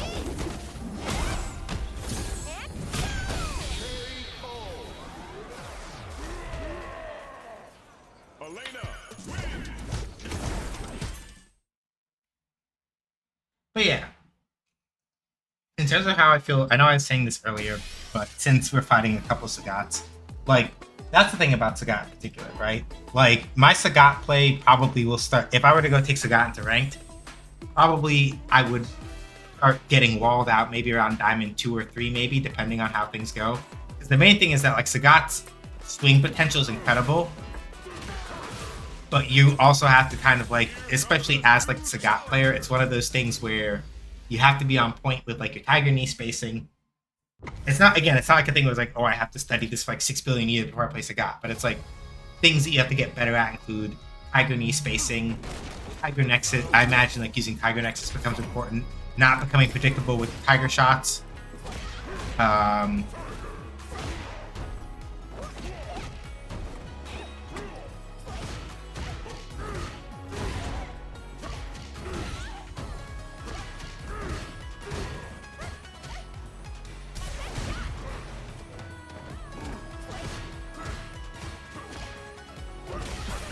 Yep.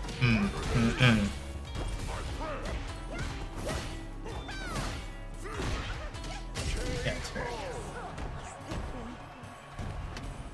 Round 2. Fight.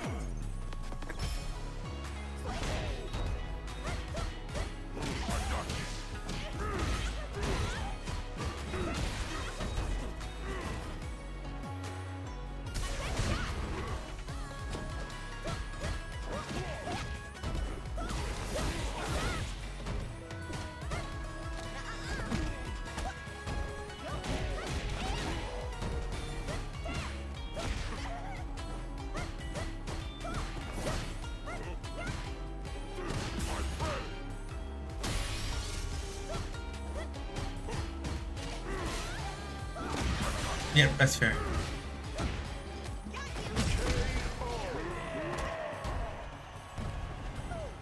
Final round. Fight.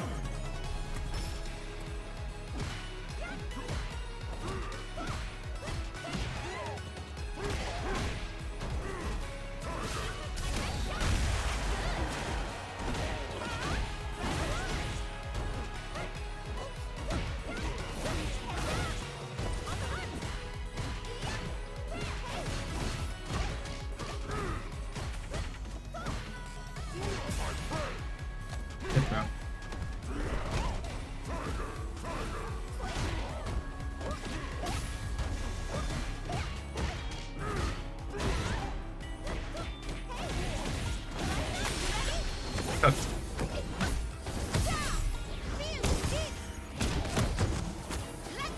Hopefully you're doing well, Stubby. Elena, win. Round 1. Fight.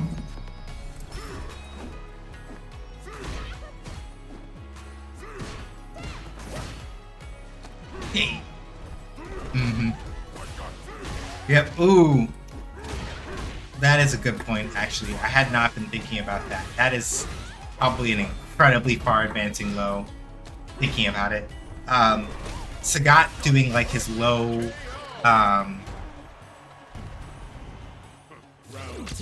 Sagat doing his like low shin kick out of a drive rush. I hadn't thought about like how fucking absolutely fucked up the space control on that is.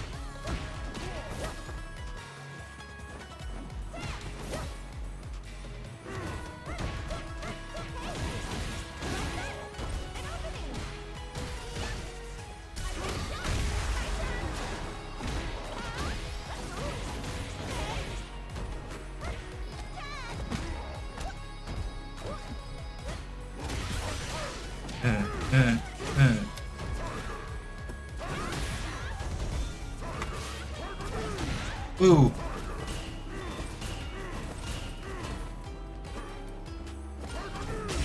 Yep.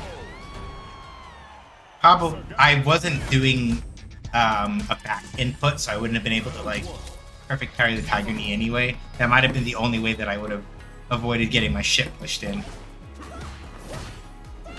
I think. Good uppercut.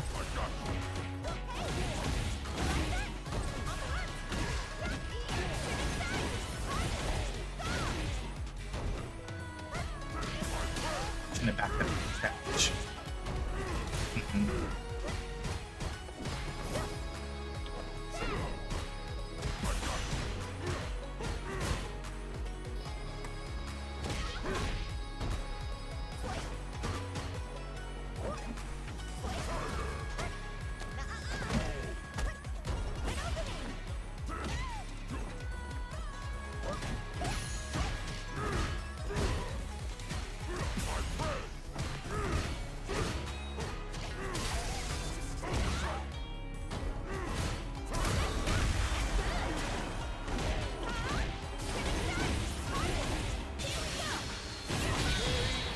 Okay, I didn't have the meteor volley there.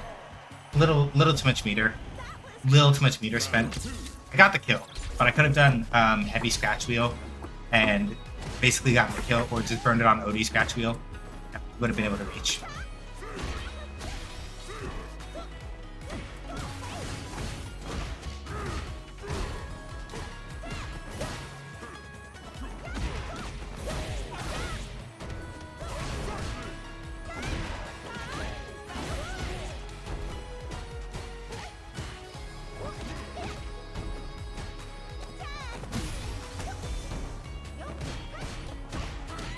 Right, you can get away with one, then you're fine. Oh, that was fair. There's a gap there. And then switch me to the corner.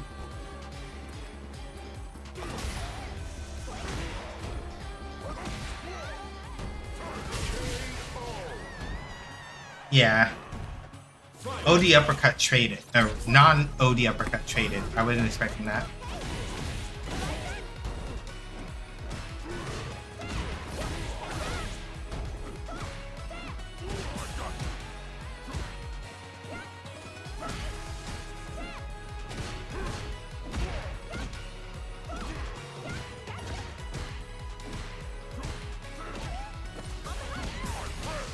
Nah, too much of a gap there for me to get away with that. Ooh, good low kick.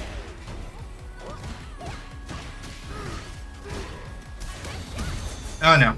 No, I'm dead. I'm dead. Don't drop it. Don't drop it. Oh, they dropped it.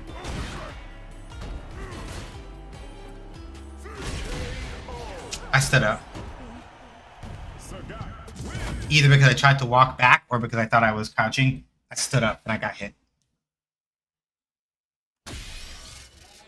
They dropped it, but I couldn't capitalize.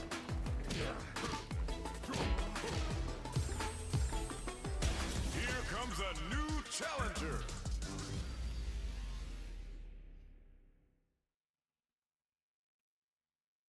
Alright, let's see.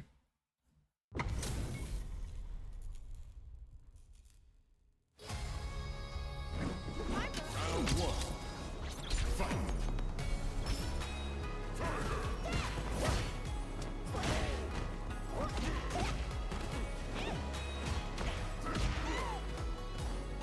Yeah, good tag grab.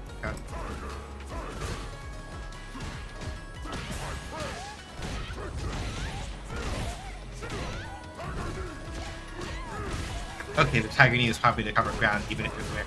That's fair. Oh!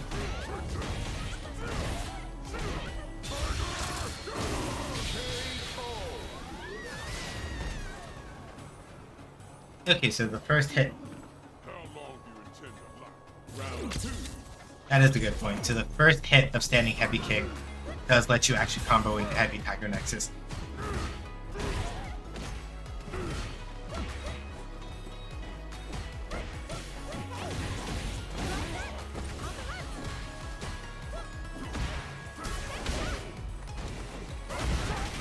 There.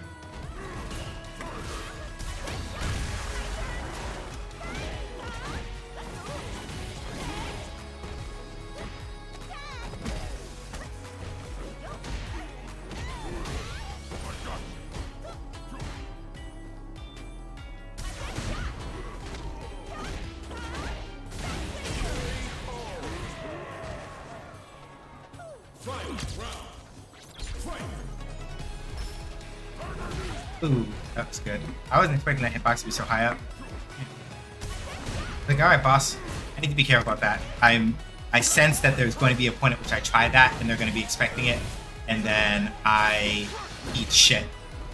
What is it? Launch. Tiger Knee.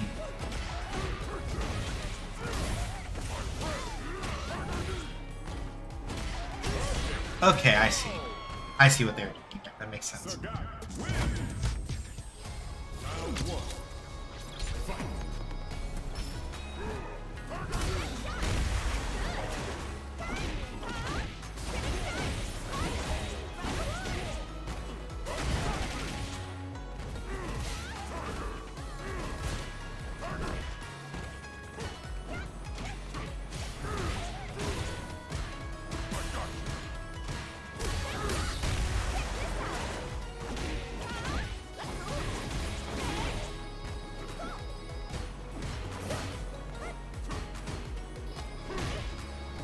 But not gonna back. Corner, Tiger.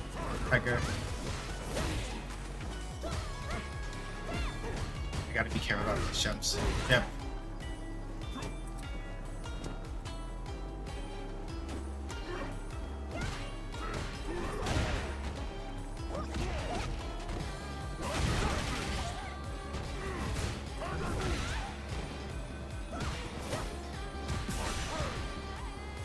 Oh.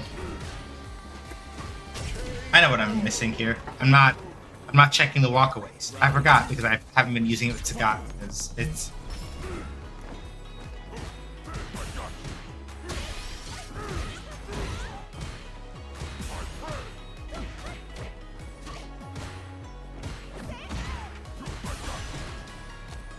that's my fault. I haven't been checking the walkaways. No wonder I've been having so much trouble.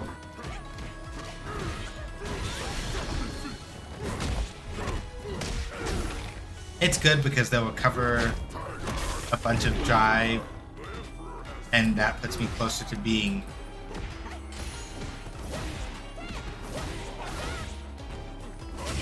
Yeah, that's fair. I could have waited a little bit there and I would have had an opportunity to do something, but.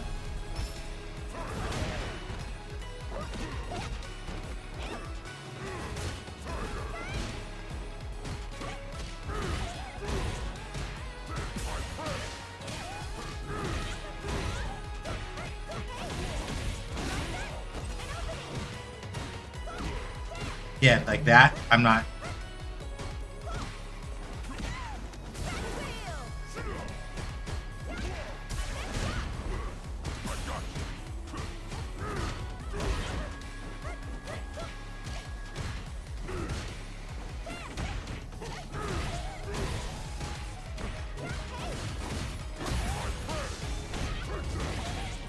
should be dead now. Yeah. Sagat. Yeah. And that's why I was like, Sagat in a game that is already very swing heavy, like this ban is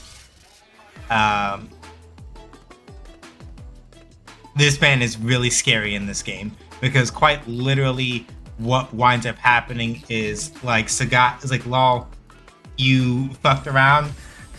Did Sagat get like punish counter crouching heavy punch? Congratulations. He is now about to literally pop. He's gonna pop his knees into your face and you're going to explode, right? And so he is, at least from the initial impressions I get, he is extremely good at like just blowing people's shit up for that kind of stuff. Kind of like Mari says, actually.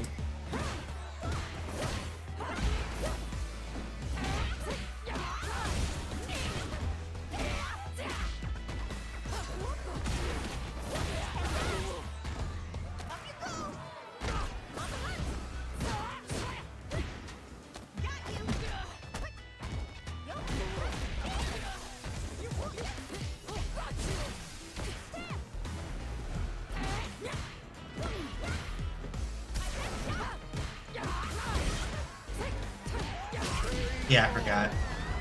OD, the OD version of that will stop most of the kind of stuff and everything like that.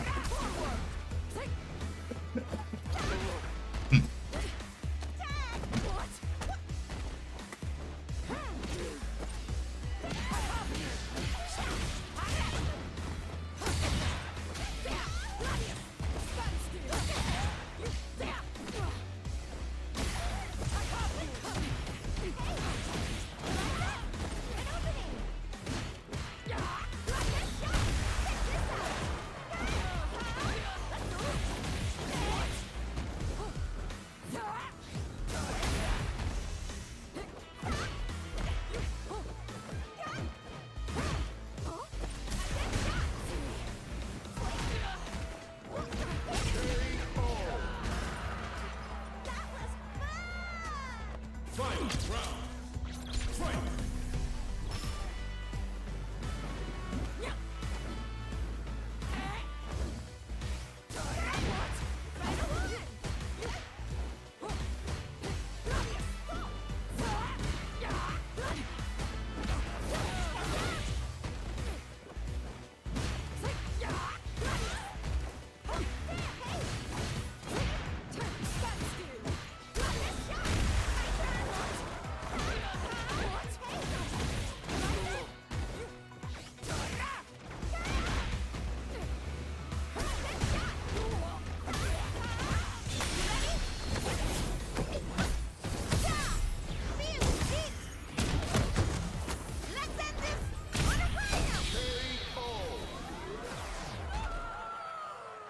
Elena, win!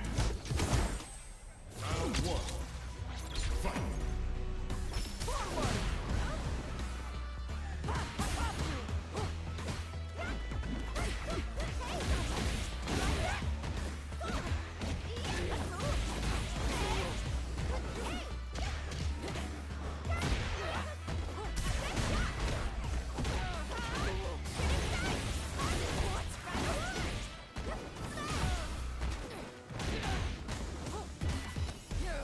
Bro. Oh, thanks.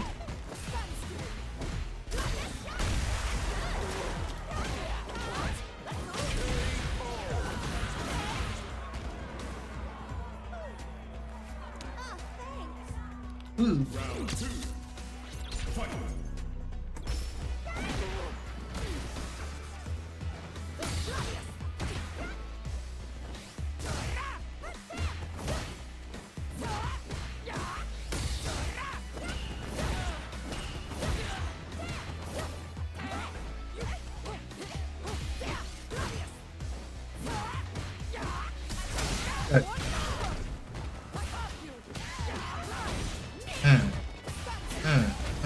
Ooh.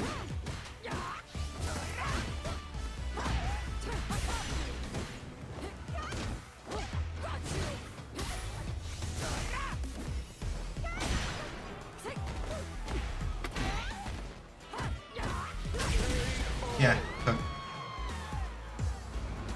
So yeah, the thing about Marisa is also that like for all of the things that she does have to like work around really hard, one of them is very certainly not like drive damage. Like as far as like doing damage to an enemy's drive meter, Marisa is very good at that.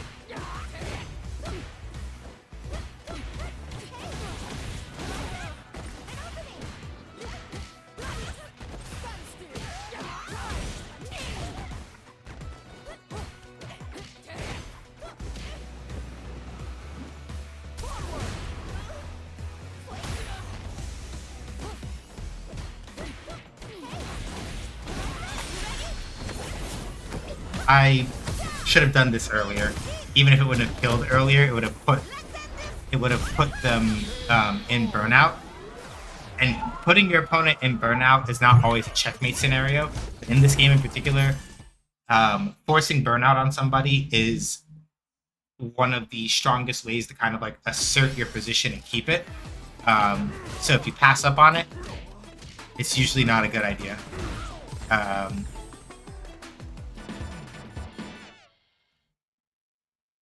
Basically, one of the ways that you guarantee that like people are not going to be able, for all intents and purposes, the way that you sort of ensure that people are not going to like get up and be able to put pressure on you later is largely by like you blow them up. All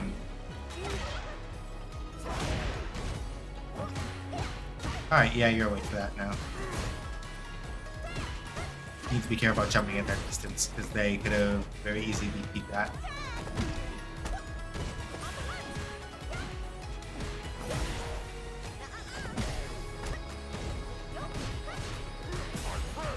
Yeah, the second hit of that is actually incredibly unsafe, but a lot of people don't know that.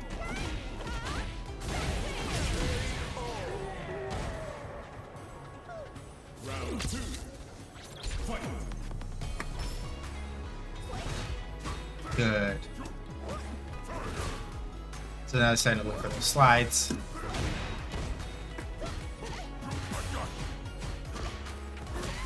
Oops.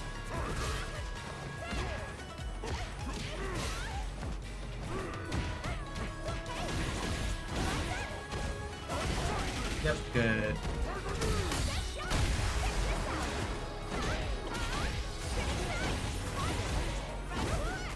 Missed it.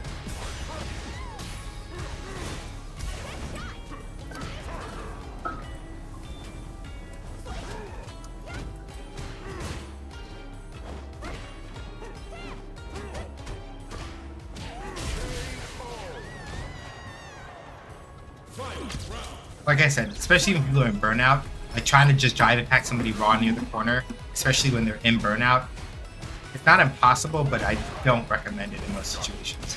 Because people will jump because they're anticipating it. Yeah, that's fair.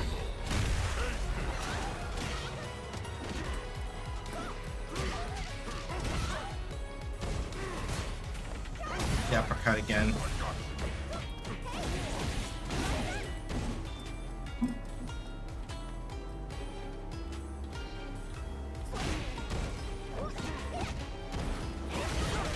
Fair.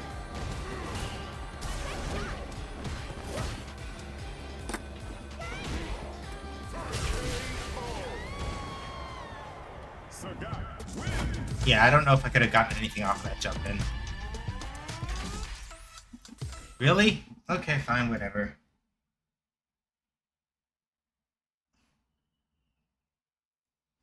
I don't think I was close enough to get something off of that jump in, so it's one of those things where it's like, okay, I got the jump in, but I wasn't close enough to like follow it with anything significant, so not that I could tell. Oh hey, it's our buddy Akuma. Hi Akuma, are you ready to like? Well, we'll see. Because if this Akuma is sharp on the uptake, then it's probably fine. But depending on how hard they push and what they do, I might be able to just blow them up.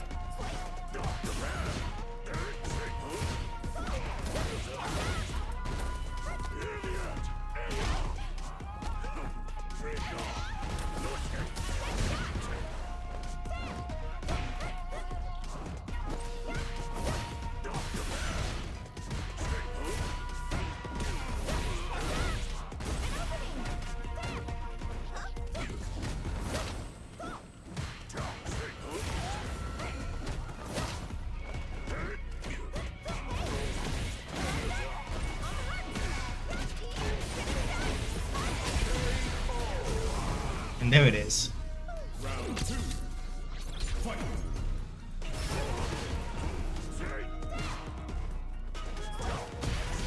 Yep, they got over the slide. Ooh. Good check. Yep, yep.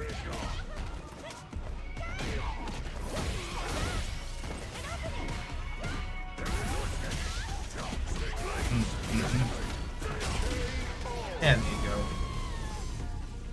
Final round. Fight.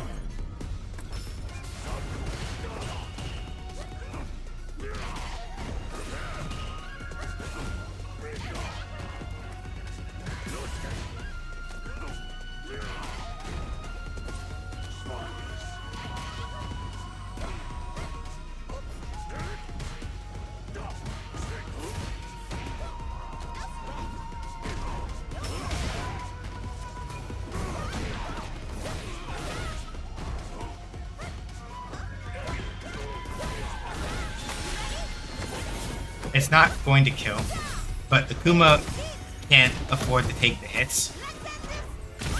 And it puts...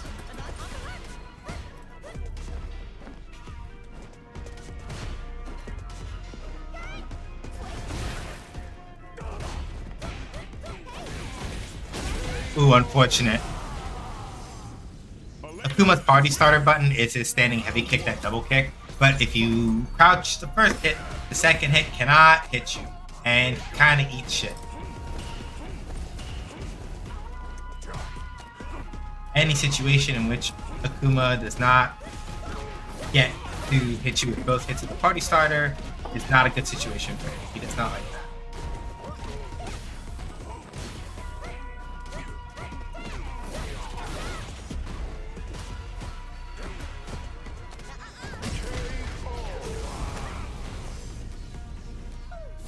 Lights were there to kind of just like break his rhythm a little bit, try to make sure he wasn't trying to jump out at me.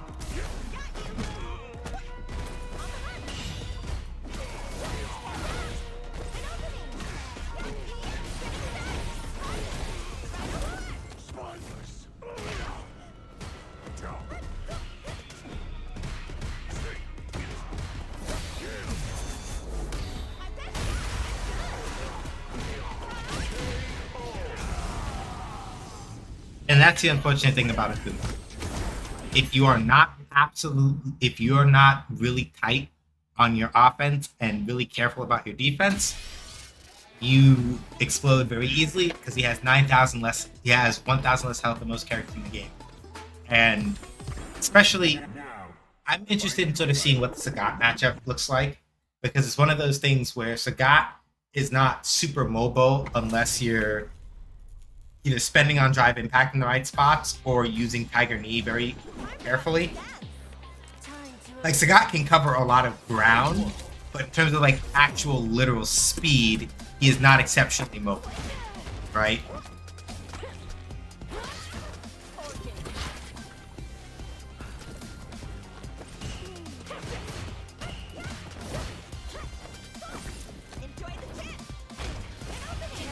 And that becomes the interesting thing, right? Oh yeah, that's actually a better use of the poison. I can't like actually block that.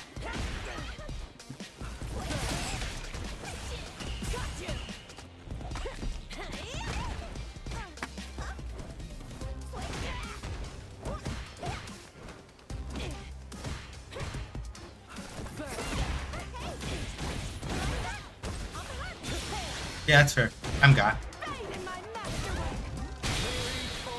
If I hadn't pressed anything, I may have been too close to block it anyway. Because there's a certain period of time during the initial frames of a drive rush where you cannot block.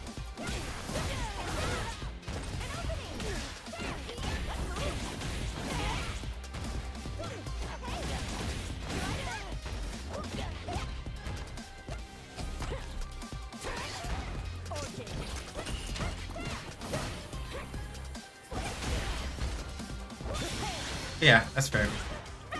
Then I'm poisoned again. Ah, damn it. I was probably holding a button down.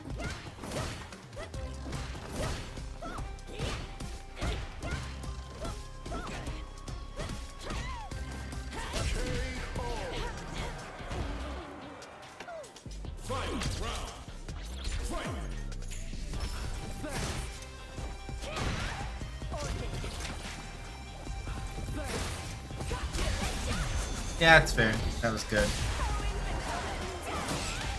Yep.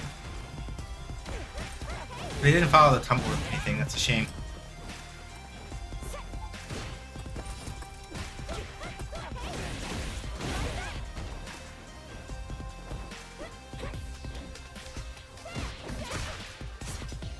Good.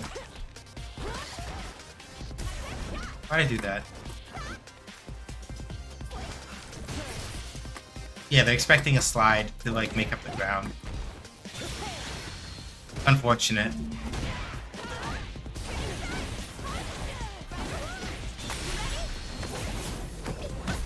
Let's see how much damage this is. It's a lot. That's a lot of damage.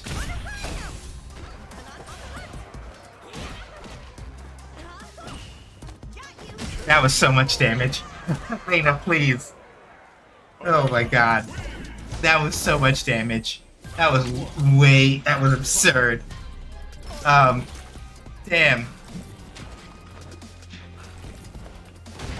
Yeah, that was good. Getting me to jump. Bait me into that.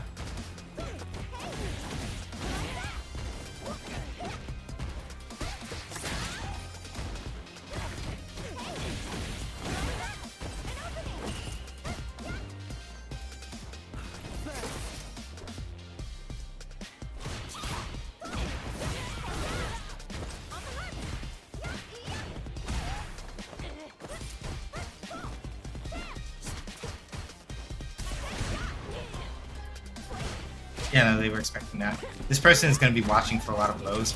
Yeah.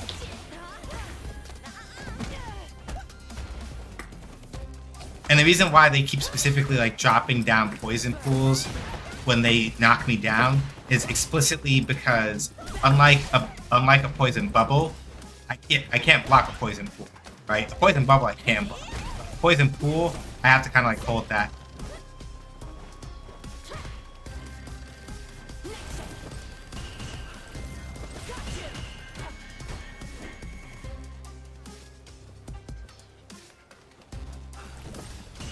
I'm not going to slide because they'll be expecting it.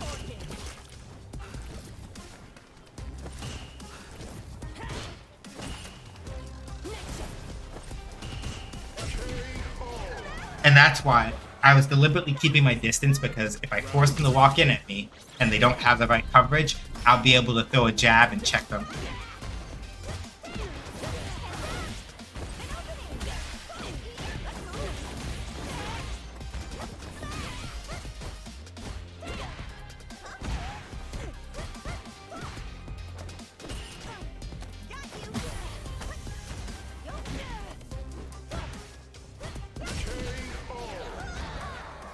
And then after that, I started doing the other stuff to not give them anything to bite on.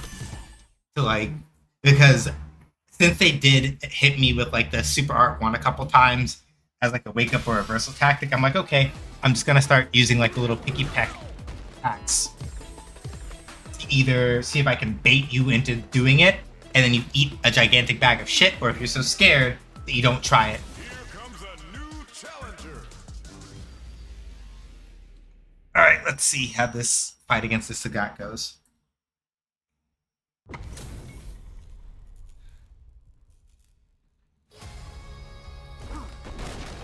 Round one.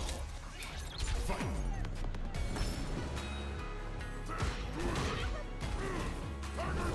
Yeah, it's fair.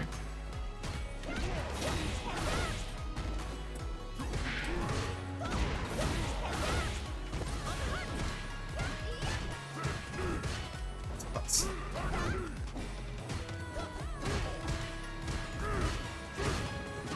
Also plus. Yep. Ooh, yep. Me again. Ooh. Okay.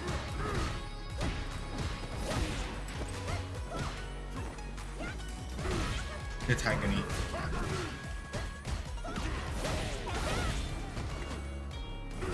Yep.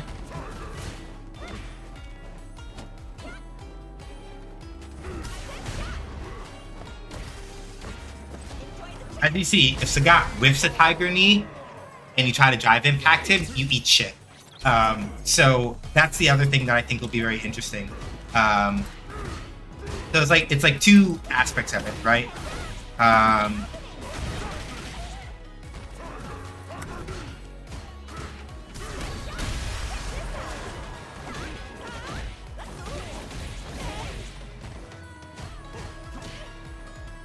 Where it's like it's a matter of like, okay, right, Sagat whiffs Tiger, and the thing is that the reason why you'd be ducking against Sagat is not even necessarily, it's both because of like step low as well as the fact that like, you know, you want to duck under the high Tiger shots, right?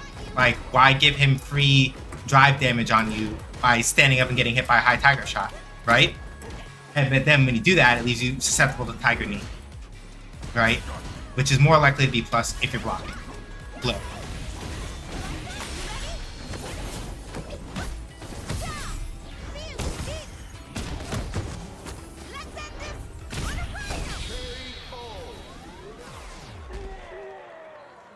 Elena, win!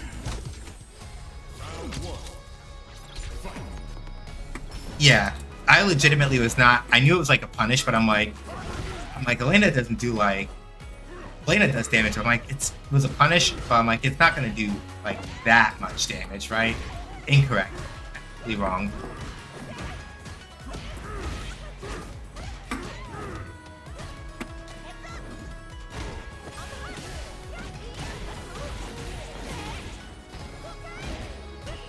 I meant to do Mallet Smash there, but I messed up the input. Ooh, good perfect parry.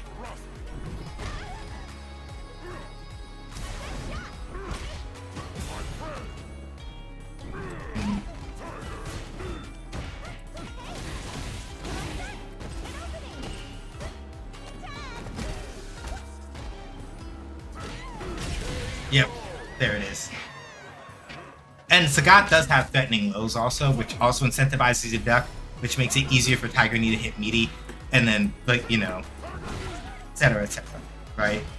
The reason why, well, I'll explain it maybe after the... Oh!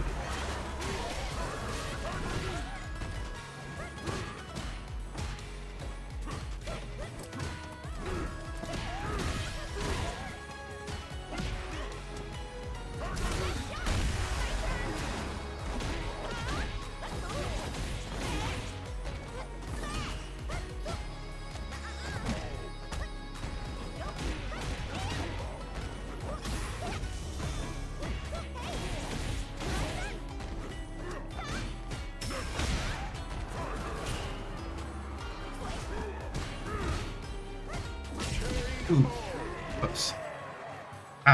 Yeah, I'll explain it after this matchup because I gotta lock in a little bit.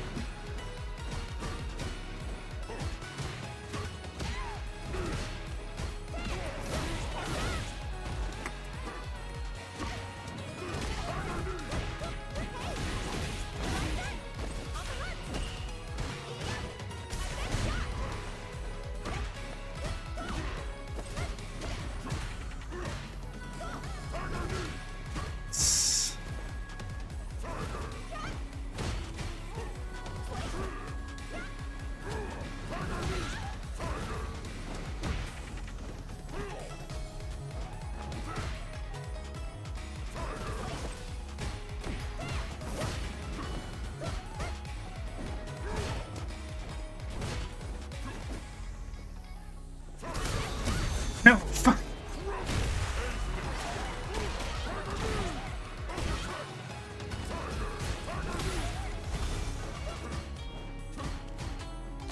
Mm-hmm. And be pressured. Sagat, win! Round 1.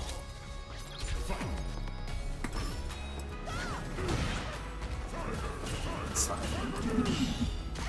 would have been a perfect parry, and it would have been a time to punish if I had done directional input with it, but I didn't. Plus. Nope.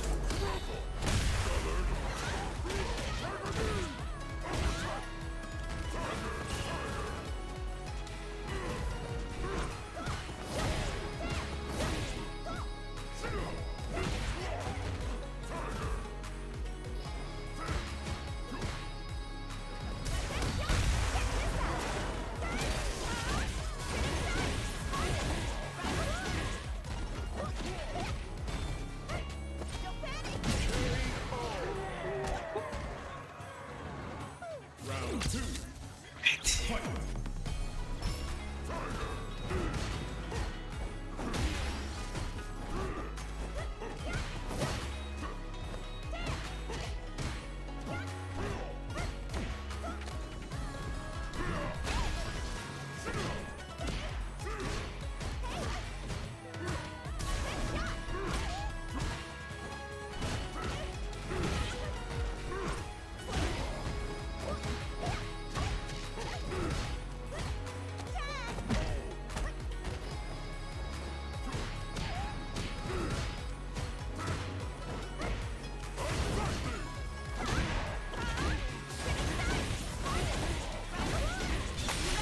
Give myself some time to recover some drive gauge. Try to put Sagat at the drive deficit.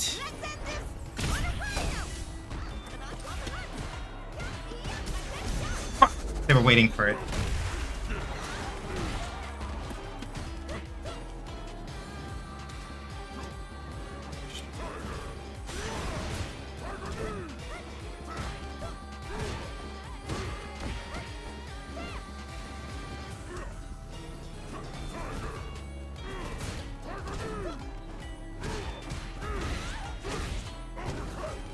Ooh, God. If they hadn't whipped that fucking tiger uppercut. Okay, so let me explain the reason why, like, crouching against Sagat is both tempting and a problem for you as the defender. So the thing about Sagat's Tiger Knee is that, basically speaking, how plus it is determined by how late he hits you with the active hitbox, right? So if you want Tiger Knee to be plus, you want it to hit late, right? 36 frames advantage here. Well, they're different versions, but you get what I mean. Basically speaking, the further away that you hit somebody with Tiger Knee, the lower to the ground Sagat is before he lands on the ground, which means that it doesn't take him as long to recover. And that's why, if for whatever reason, for example, if your hitbox is for whatever reason, like your blocking hitbox or whatever, right? If it's too high, if it's high up in the ground, it forces Sagat's Tiger Knee to sorry. I gotta like actually put my focus face on for a second because I'm letting this Ken do some bullshit because they're not doing the normal Ken. Being like really wild and aggressive in my face.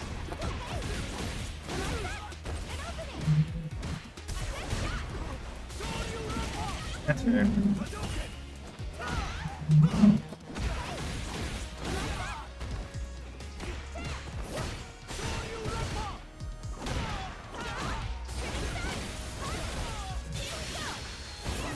I missed it.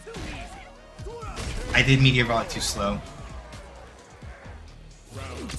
Because it would have hit there because he was in the corner. I just did Meteor Volley too slow. Okay, so they are willing to just like check it with jabs.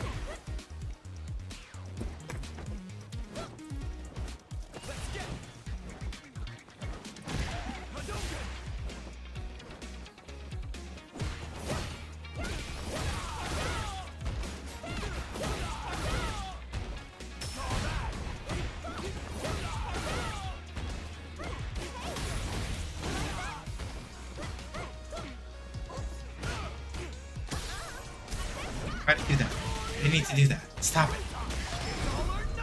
I'm not gonna die. It's gonna hurt. I shouldn't be dead. Because it was just... No, never mind. I'm full of shit. I keep forgetting that they do Super R3s in this game do a lot of damage, and I keep forgetting that. Also, that was like literally just like fucking raw popped my jaw. Jackass. Won't play the set. Sorry, I have a thing about people who don't play the set still sometimes. And I'm just that's me being salty when I shouldn't. That's no, shouldn't do that. Right, the thing I was saying about Sagat's Tiger Knee before the Ken basically like goosed me and ran off. The thing about the Tiger Knee is that the lower it hits to the ground, like I was saying before, the less recovery time Sagat has while you're still blocking. And so the whole point of like spacing your Tiger Knees correctly is mostly to hit with them as late as you can. Like the idea is that you explicitly want to be the idea is that you very explicitly want to be hitting with the active frames as late as you can.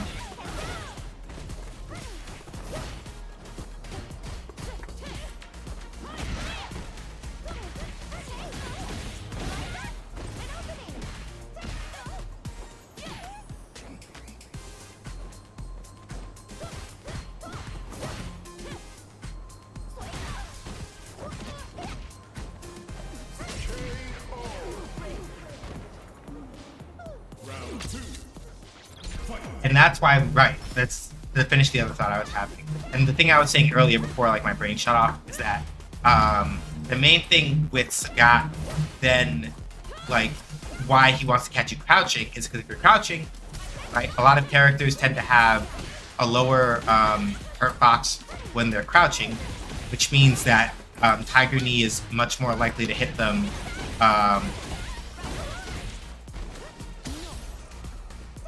Tiger Knee is then much more likely to hit them while they are closer to the ground. And that by proxy means that like Sagat's Tiger Knee hits later, which means that it is more likely to be less unsafe or even plus. And so that is why, for example, right, Sagat has the threatening lows that he does, right? As well as why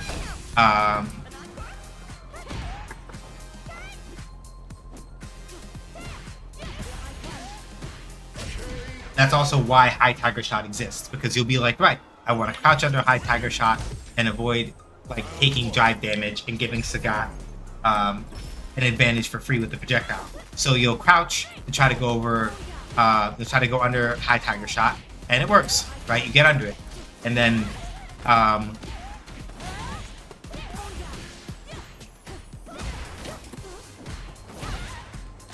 the next thing Sagat does is Tiger Knee you.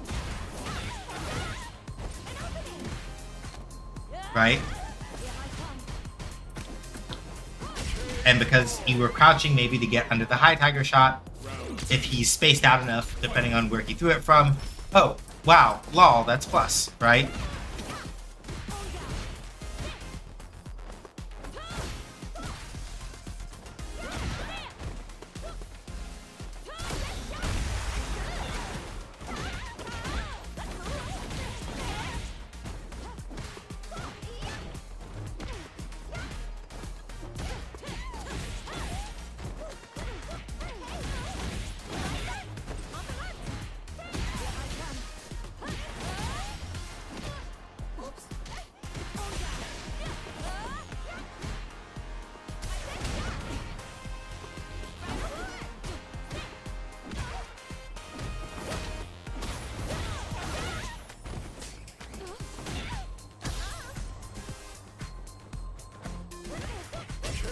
And that's why I didn't drive Impact, because I knew that highly likely that they were going to want to jump if I tried to drive Impact. So it's like either jump ahead of them or otherwise keep them pressured on the ground.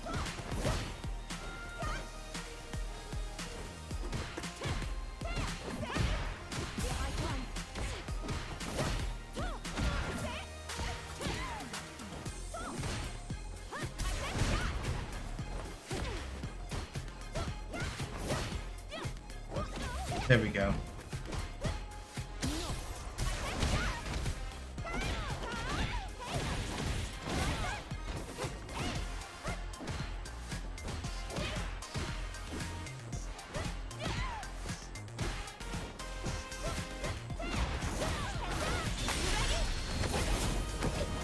Is it gonna kill? No.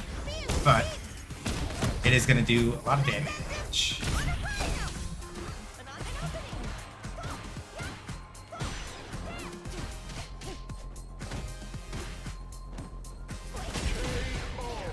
And then we can go back to doing the slides.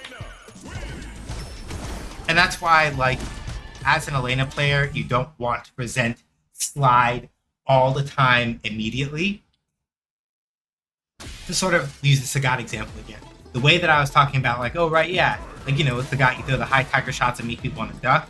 Then you pop them with a tiger knee. And if they happen to be crouch blocking, the odds of it being plus are much more in your favor, especially if you space them out enough. And then that allows you to potentially run pressure and do Sagat things, right? With Elena, the slide is very similar in that, like, you want to Tiny Tim. All right, that's a good one. That's a good one. I like that. Tiny Tim. I get it.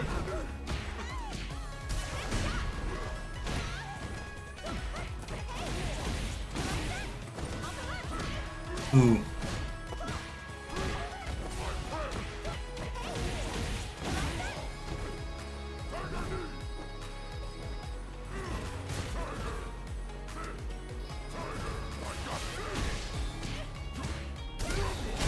Or, like, you even see there, right? Like, Sagat is like, right, I want to crouch under. I want to make sure I crouch to try to get under the high tiger shot. But then it's like, oh, lol, don't forget, I have a command. I have a command, though, that lets me hit low while standing. Right? Nope. And you see how specifically, look at how late Sagat hit with that. He was able to literally erase like a good 40% of my health bar. Like, that's the kind of stuff that I mean about, like, see, caught me crouching because I got afraid.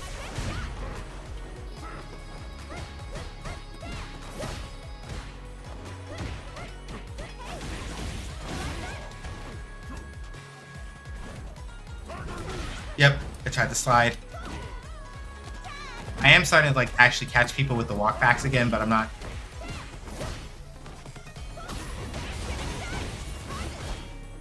Oh, right, it wasn't that other one.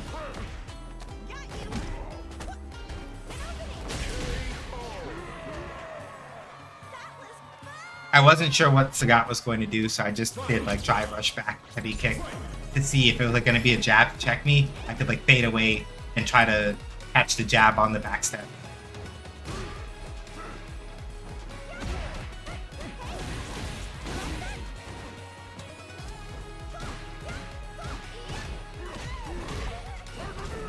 Oh. Yeah, I tried to interrupt Tiger Knee again. Yeah, see? Look at how late the guy hit with it. Ooh. Yeah, and Sagat can still make Tiger Knee plus if he hits you with it while you're standing. It's just that it's easier if you're crouching.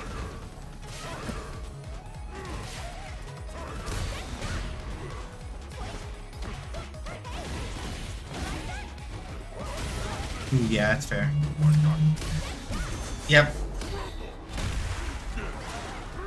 And the other thing is that while Sagat cannot directly cancel his standing medium punch, if he does a drive rush and does it, it's still pretty plus, which gives him enough time to, like, actually sit down and confirm, oh, did you do that thing? I'm going to shit on your parade now. Have fun.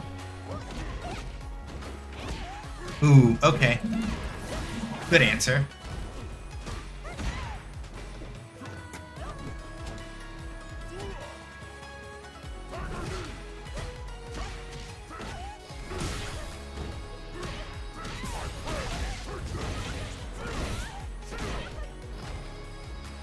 They were trying to do a Tiger Knee to carry. Yep, good. Oh, God. Ooh, they missed the timing on that.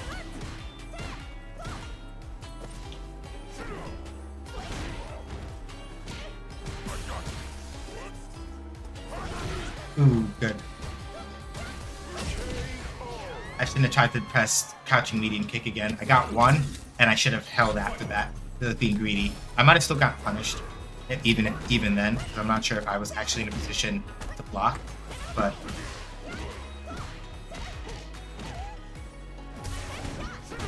yeah, that is at least 60% of my life bar, if not more. God damn.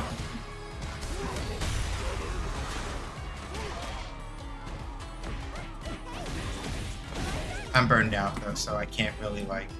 I have to be very careful about what advantage that I try to push here.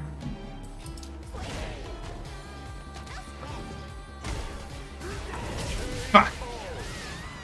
If I managed to jump slightly faster, I could have gotten over that.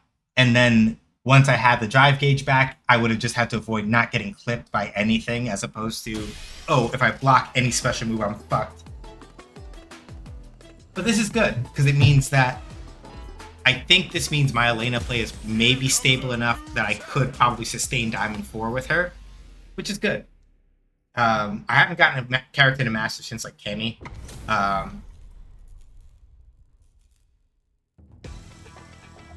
Okay, Ryu, go ahead, smolder a little, buddy. Do your thing, bud. It's alright. I didn't need to jump there. Why did I do that?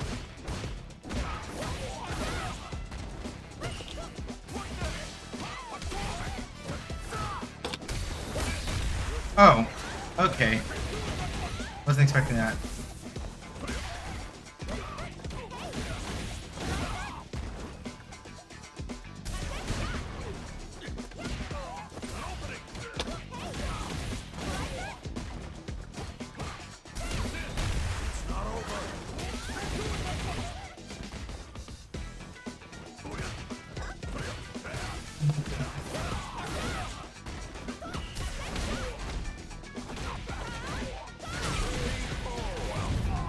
Woo.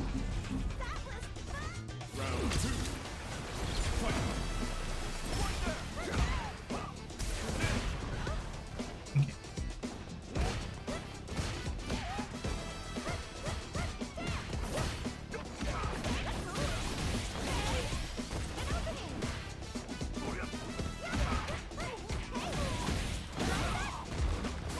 Ooh, that's fair.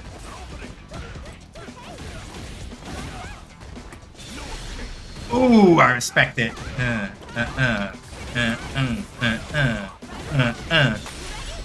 You might be dead, though. You might be dead. I'm pretty sure this is killing damage. Yeah, you're fucked. Good night, bud. Right now. Nah. Elena. Oh my god, Elena. She has to work a bit for it, but like the damage is so good. And there's a lot of it is like a lot of meter spend, admittedly.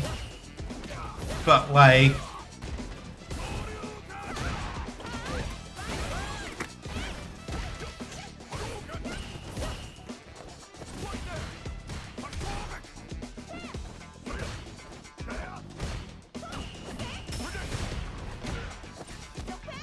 yeah, but the point of having meter is to spend it, you know?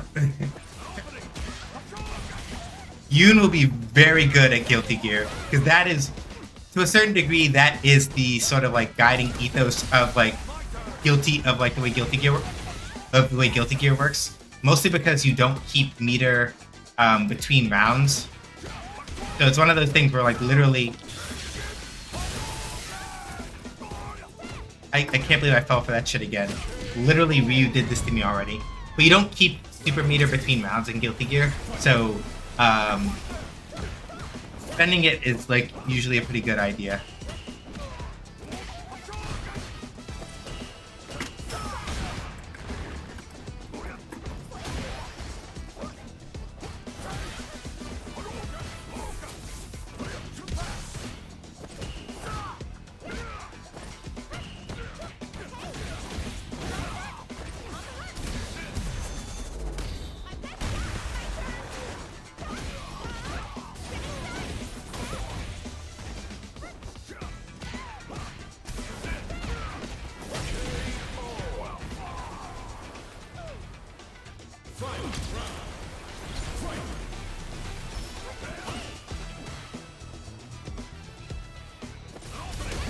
Oh no, I shouldn't have done that. Too slow. Ooh! Not a bad call, because that puts me at a drive deficit. Yes. That's why.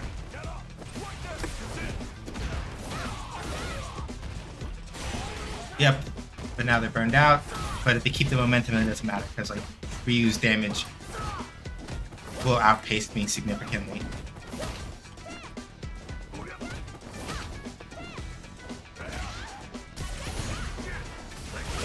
Yeah. So them like pushing to the burnout point was not necessarily a bad call on their part because it's Ryu. So the main thing with Ryu is that like he excels. Oh my goodness. That was a decision. That was a decision, buddy.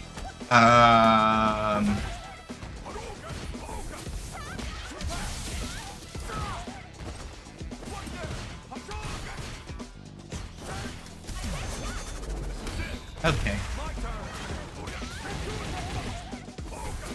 Donkey kick cannot be that sick. That I have no pins to it that won't get me fucking sniped out.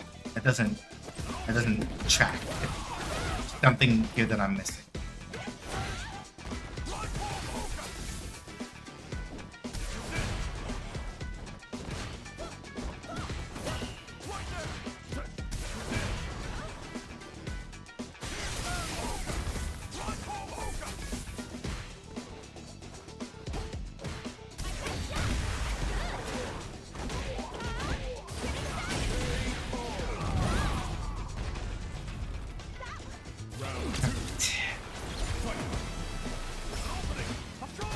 Yeah, this Ryu has no chill. Welcome back, Sabira.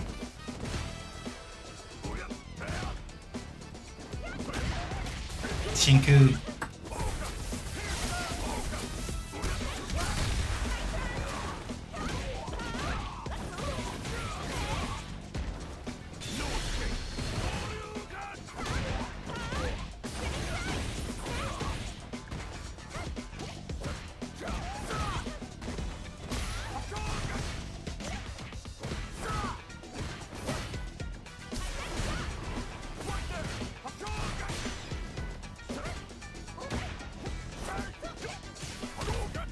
I get it though. Like the reason why this Ryu is playing basically like an ungovernable an ungovernable wild dog. I almost said something I didn't mean to say there. My bad. The reason why this Ryu is playing like this is mostly to maximize drive gauge damage and put me in a situation where like I eat shit and get burned out a bunch.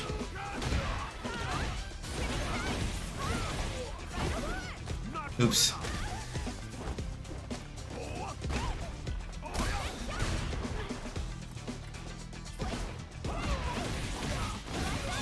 Unfortunately for them, the main problem with that is that it works for Ryu, to be clear, right? It's not even that it's like, oh, this is a terrible strategy. It's that you have to be absolutely sure of your ability to be ungovernable. You have to basically fight like you were the best motherfucker in the room. Hi, Jasmine. Thank you for the raid. Let me shout you out. Hopefully Mineko's going good. If you gotta run, I know that you usually don't eat after you raid. Hopefully Answer's arc is still going well. But yeah, A new warrior has entered the ring. not shared chat. Shout out Jasmine Steel. So yeah, if you got a raid run, I understand. But hopefully Umineko Answer arc is going well. Way to go. Round one. But yeah, like the thing about Sagat in particular, it's not Sagat. The thing about like the way that Ryu player was playing is that it does work out. You have to be absolutely. Oh, that's what I was going to talk about. I lost my chain of thought for a second because of the raid and because I got into another match immediately.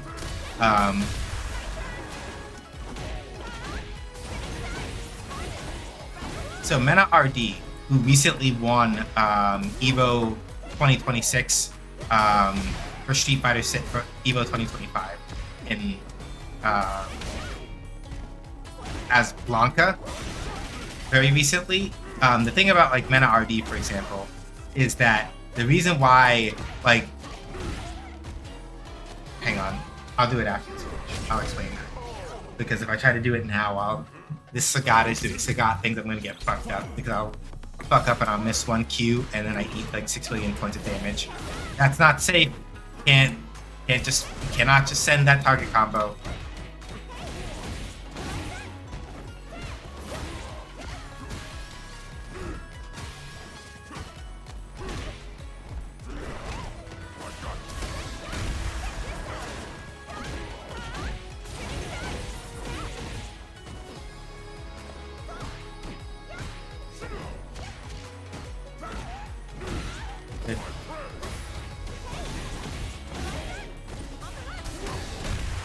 Nah, I did it too late. I got uppercut. I'm not gonna die. This is going to hurt a lot, but I'm not dead.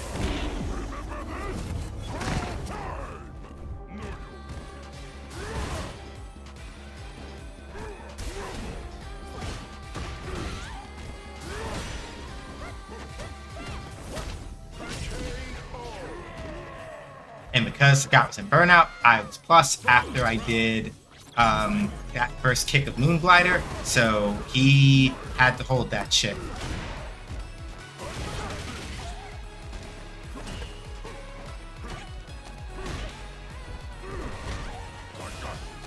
Good throw.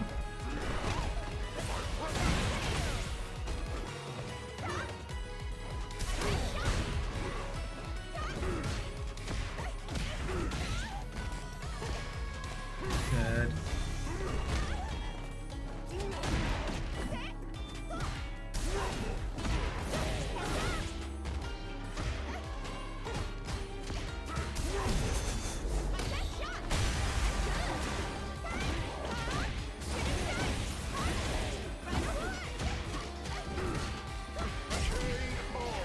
SJ, please, every time you die in air normal, my heart stops a little bit. I'm ungovernable.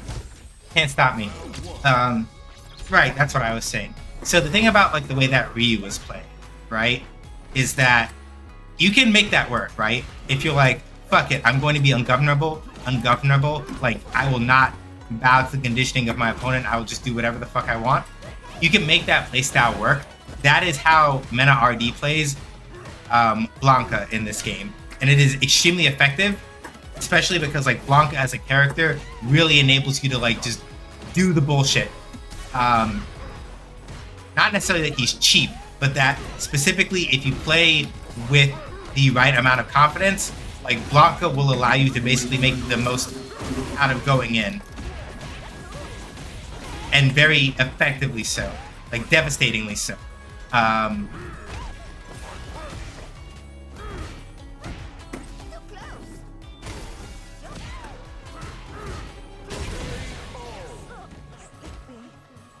The main thing is that you have to have just enough control to know when not to go to sicko mode as Blanca, but then when the time comes, you have to be ungovernable.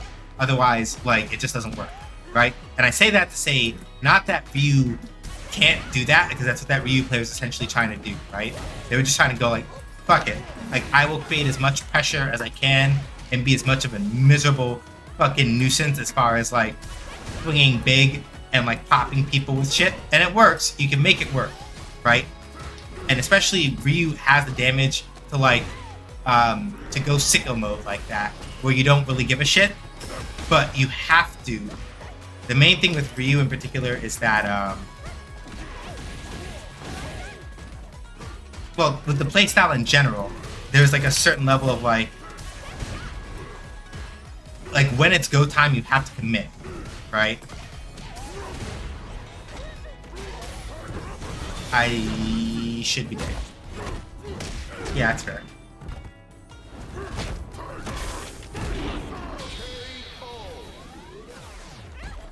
And that Ryu had the spirit, but the main thing is that with Ryu in particular, you also have to know, like, he's not like Blanca where he can just keep that sustain the bullshit the whole time, right? Like, you've got to take a breather at some point.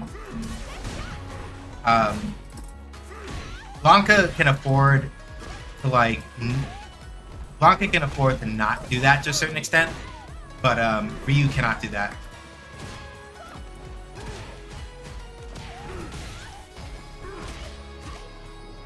Nah, I made so many bad guesses in a row there. Jesus.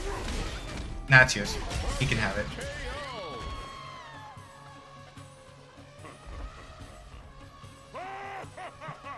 Oh, good. He still has the laughing Lin pose. Alright, my guy.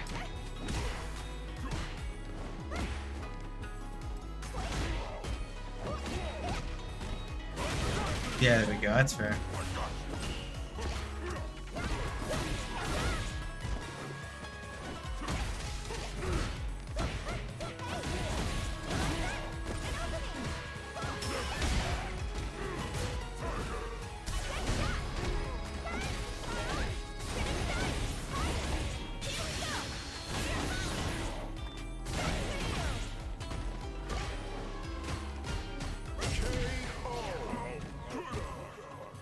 Yeah, I gotta think about how to be ready for jab wake-ups. Maybe back heavy kick will still do it. Gotta be a little more...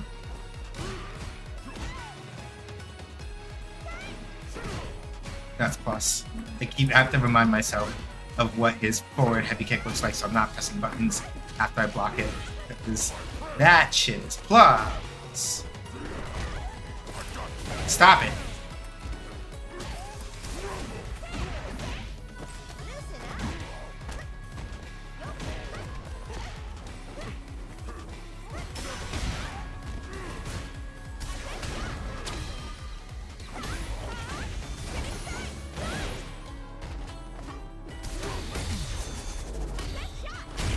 Sorry, y'all. I didn't mean to like put y'all into. I didn't mean to like scare y'all like that. I messed up when I had the OD spin scythe in the corner. I don't know what I did there to make it drop, but the plan was to do OD spin scythe and then do super art 3 and kill. I wasn't trying to do anything fancy there. I just literally dropped it. Literally just butterfingered it and dropped it. That's literally all that happened there. But I admit that's on me. Just literal input error. That's the guy who's going Wild Tiger on the guys. Yeah.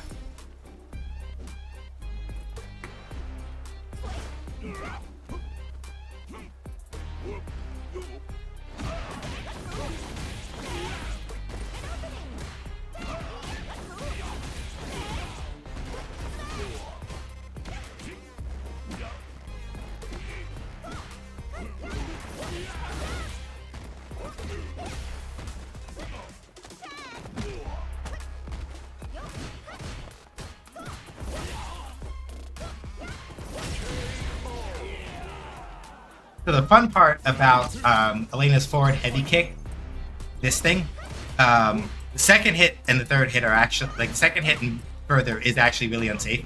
People don't know that, but also,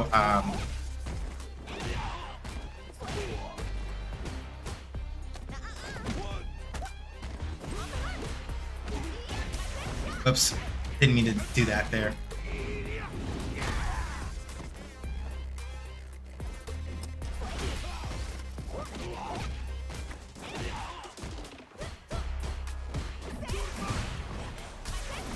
Yeah, I shouldn't have done that. But then they should have done that. Elena. Round 1. Fight.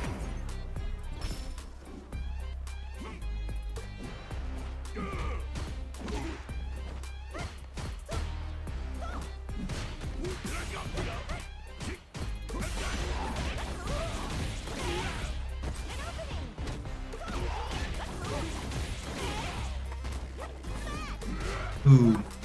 Yeah, that's fair.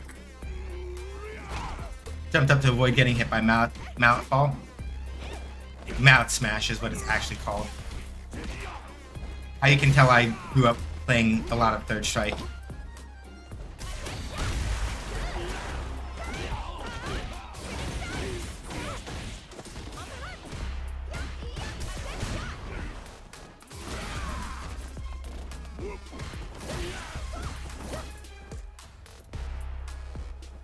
And you gotta approach. Like, I don't... Then you gotta approach. Come on. You gotta approach. Good.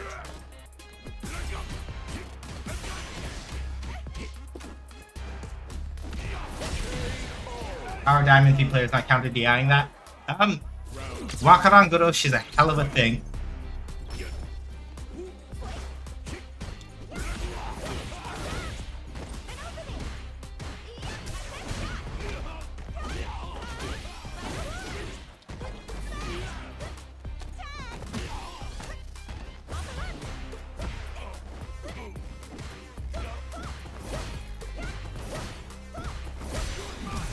Unfortunate.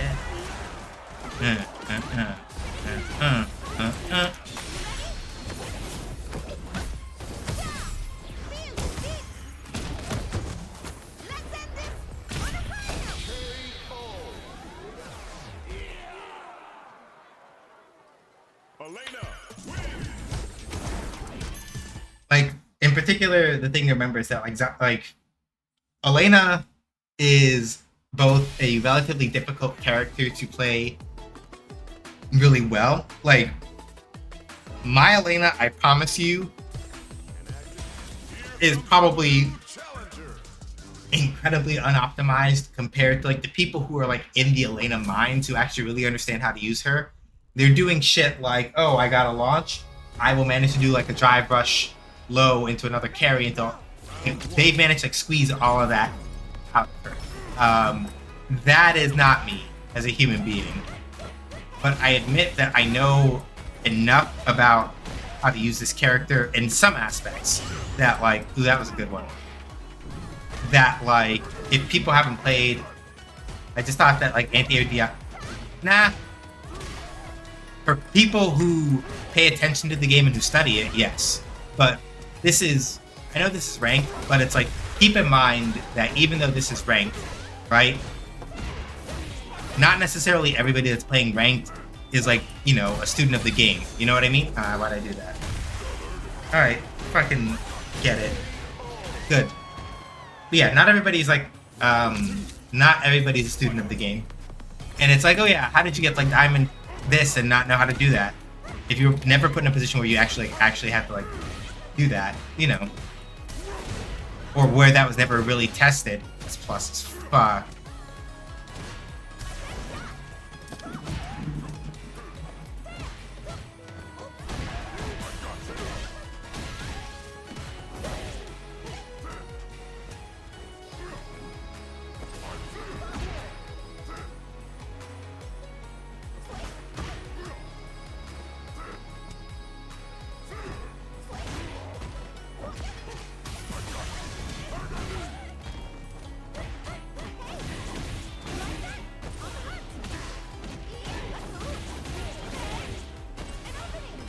Yeah, it's fair. I deserve that. That's my fault. I got greedy. I got greedy, and I can hold. I got greedy, and I can hold. If I had been willing to be a little more patient, I would have literally blown their shit up. But it's my fault. I got impatient, and I got greedy.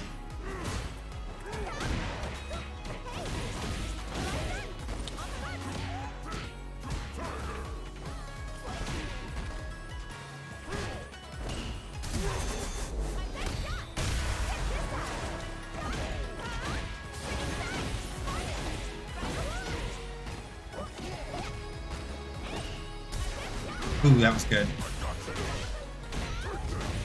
Yep. Ooh, this Tiger Raid. What is it? Launcher. Oh no, launcher for the corner juggle. Good. Uppercut.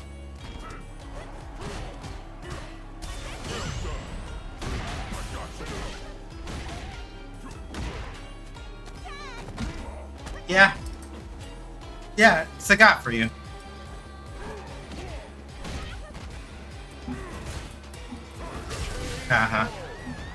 If I would have had to have slid way earlier to get under that.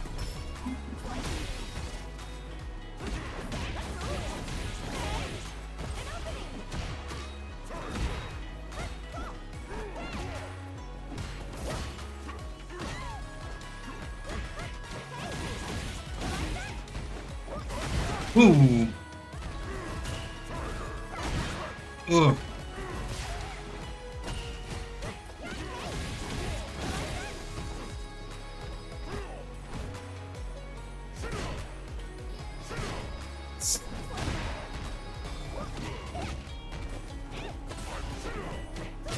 Unfortunate. See, you gotta be careful about trying to like lead with Drive Rush 6 HK, because like you can die. Again, though, like I was saying earlier, the thing is that like the thing about like Sagat making you duck though is that like again, if you're ducking and he hits you with like a tiger knee, you kind of eat. You don't entirely eat shit, but it can be very dangerous because.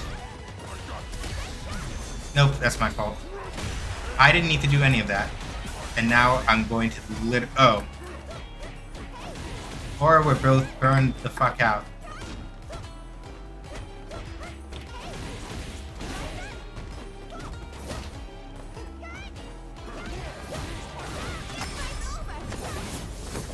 I'll burn mine first because it forces him to stay and burn out a little bit longer.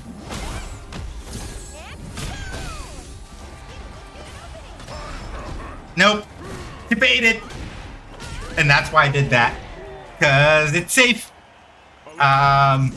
Elena's drive rush distance is such that if you drive rush after her super R3 and you don't press anything, you can block. So debated.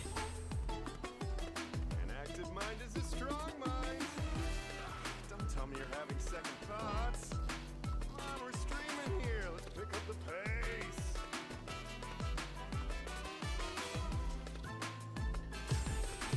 Here comes a new challenger.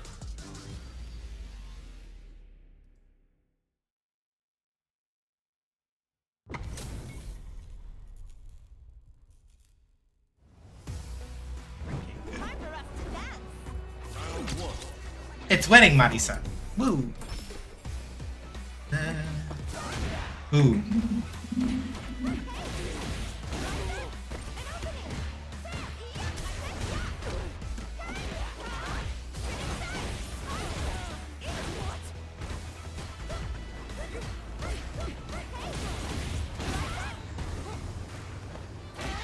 Ooh, yeah, good anti-air. Unfortunately for you, the hitbox on that thing. Oh yeah, that was good check. Very good.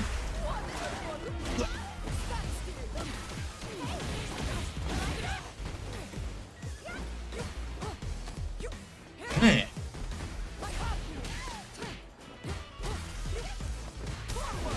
Yep. Ooh.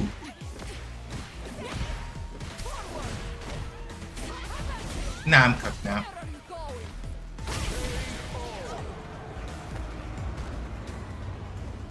Round two. Fight.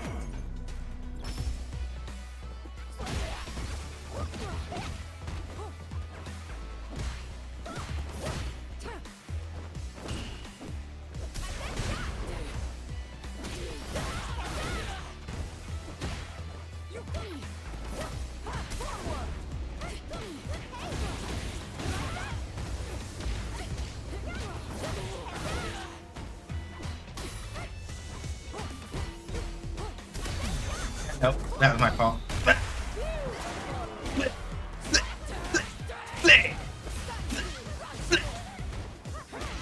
Ooh, yeah, it was good meaty. Now I'm cooked. I'm cooked. Just don't drop it. Don't. Oh no.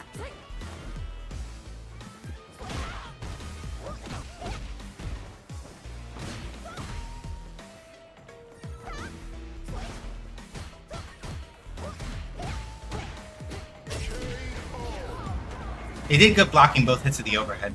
I was expecting them to be expecting a slide and get popped, but no, they anticipated correctly. Gladys.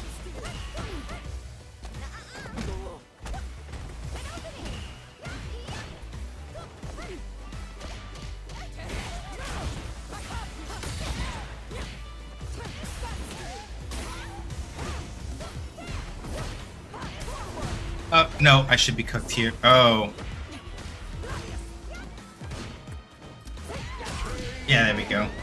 Alright. Marisa wins. Yeah, this Marisa knows how to hold their ground, so it's going to be a little harder to get up. Get up in there.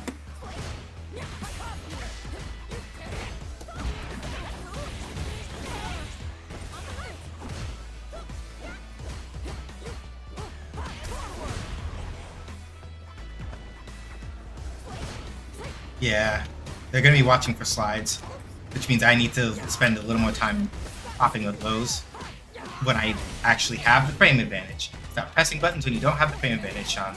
Literally how you get shit pushed in. Stop it.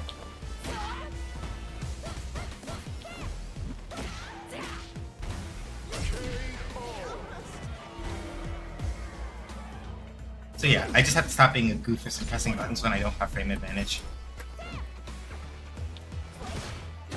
Yeah, they're not gonna get popped by a slide. I have to spend a little more time enforcing the threat of like overheads in order to. Oh, misinput.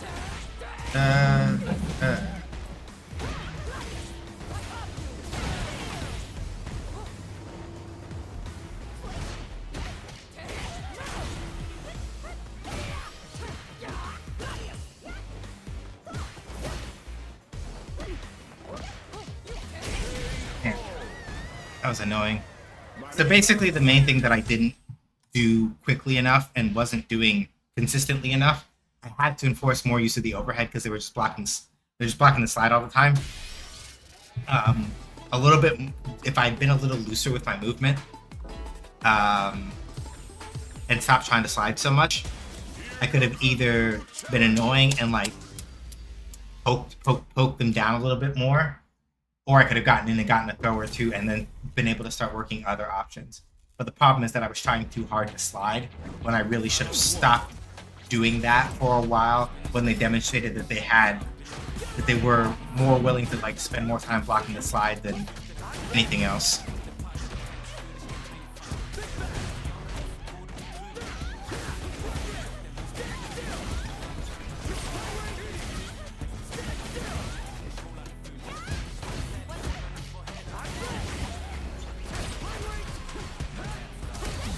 No, that's fair.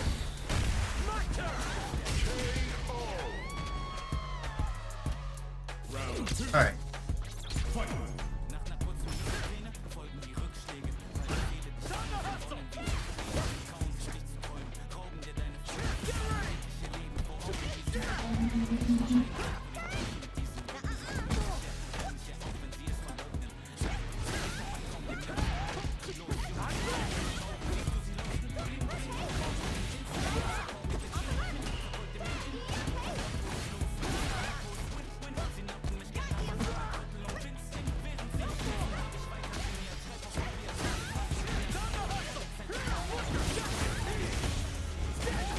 Yeah, SA3. I should probably be dead. Yeah, considering where that hit me, I'm dead.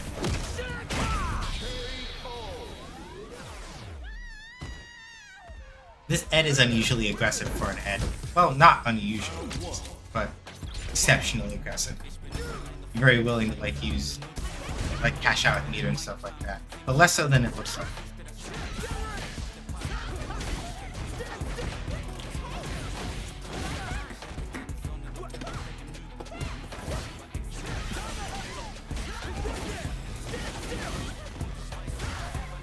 And then I mostly keep trying to press buttons in situations where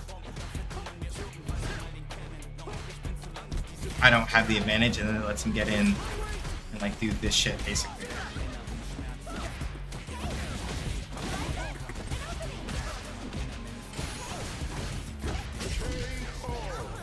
I'm still messing up my Starling checks and things like that, which is not helpful.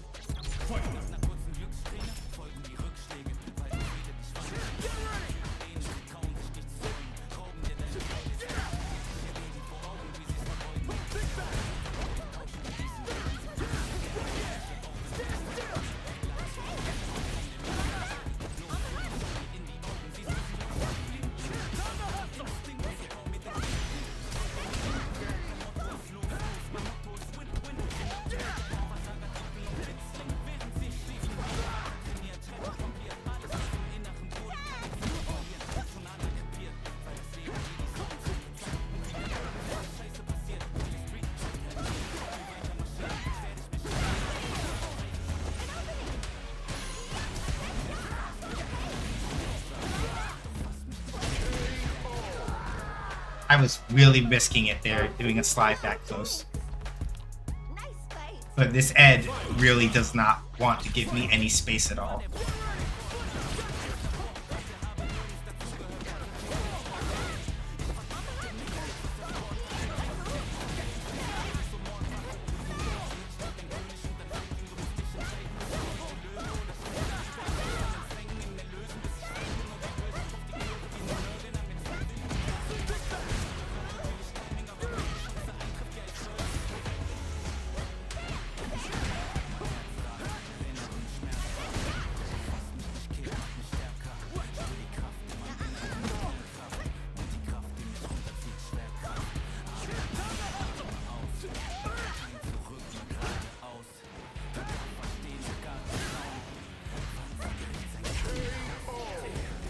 So I had to push on them a little bit to sort of like shake them out of their comfort zone a little, but they're still gonna like come up.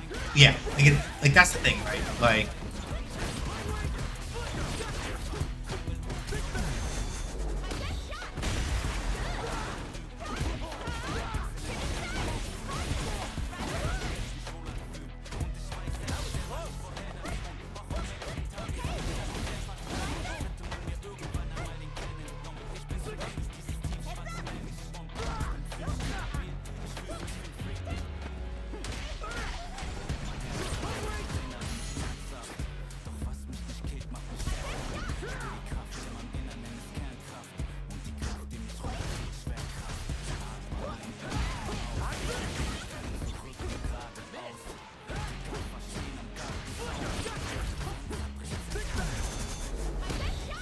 I respect that they kept trying that though.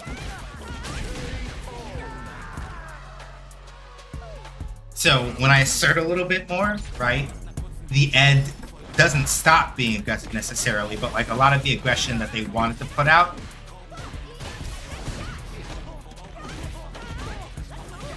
gets kind of thwarted because,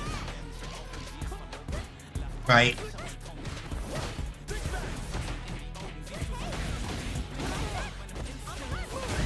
Yeah, there we go.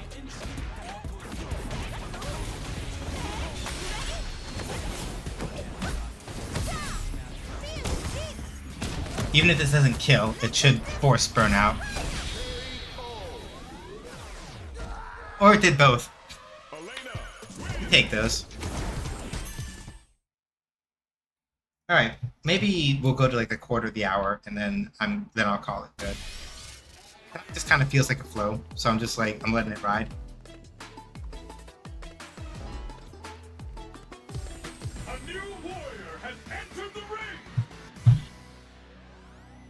I lost to a DJ at the start of the Elena run. Let's see if I can actually redeem myself a little bit. Showtime, baby. I'm ready to go. Round one. Fight.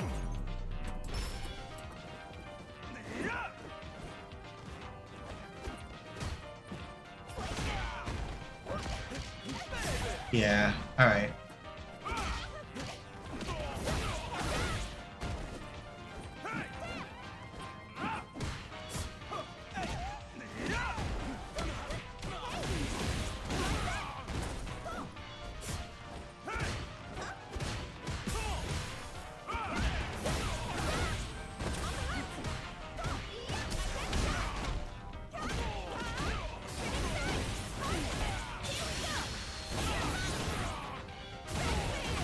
Ooh, almost got it.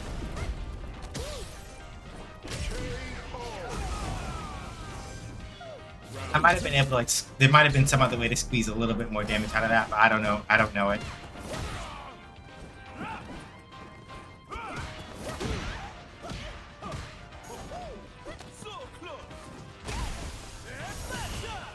I was wondering where the air slashes were.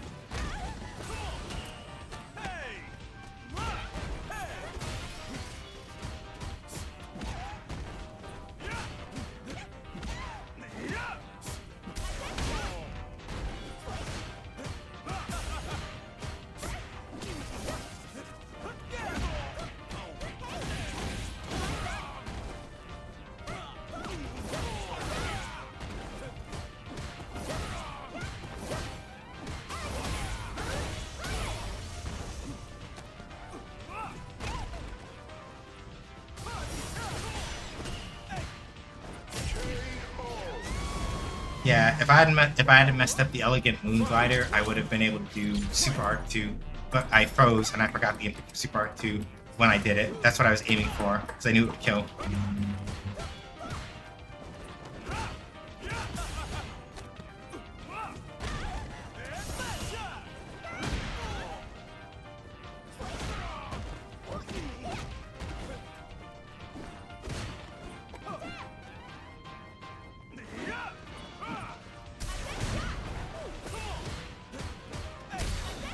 Yeah, nope.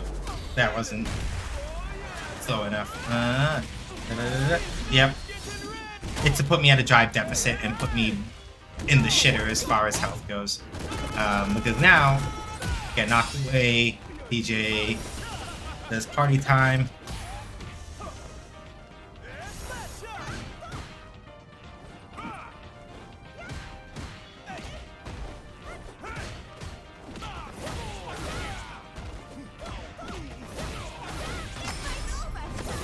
This kills. It may not.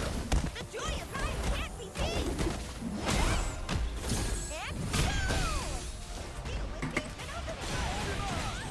Why'd I do that? That doesn't look like someone doing a Tiger Knee at all. You missed the Sagat. I was doing Sagat earlier, and then I was like, I did a couple casual matches with Sagat. I'm like, I want to play Elena now. So, your fault. You came late. Hi, Cookie Mom. Sorry, let me behave. Hi, Cookie Mom. How you doing? Yeah, we were playing Sagat earlier. I'm enjoying him, but I wasn't in the mood to like grind out long casual sets. How's he play? In a game like this, Sagat doing the damage that he does and having the reset he does is very good for him. He has combos, obviously, but because of how long his normals are, he does get a ton of benefit out of like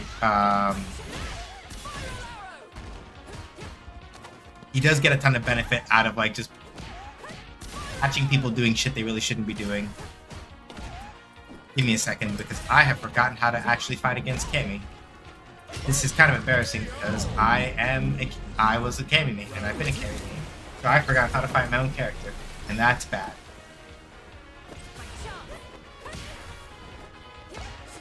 That was supposed to be a dive kick.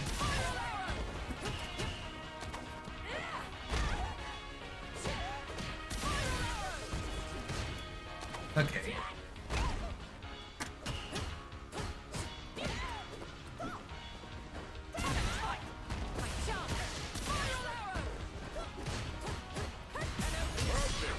Okay. Cammy wins. Round 1. Fight.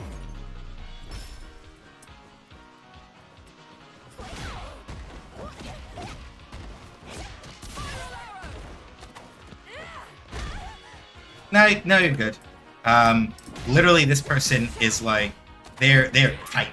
So it's not even that, oh, Cookie Mom distracted me and that's why I'm getting like fucked up. Like, nah, this person's just like, they're on it. It's very difficult to like actually force an error out of them.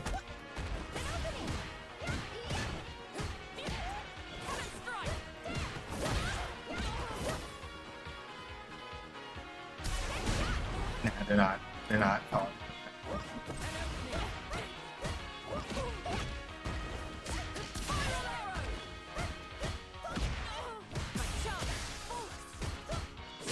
Yeah, nah, they're tight. They're tight. It's really hard to get past them. This is the thing, right? Like, Cammy is basically a character that will very... As the Cammy player, you have to have basically rock solid fundamentals.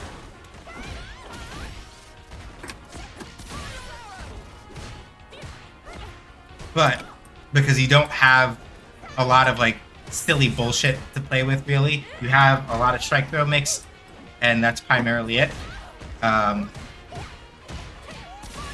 Which means that you live and die by your game knowledge mostly, in terms of like how you manage to get away with things.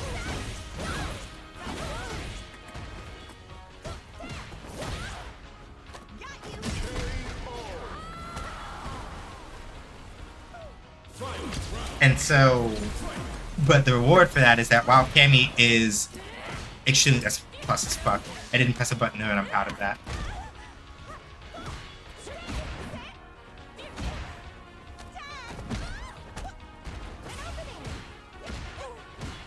Nope, shouldn't have done that.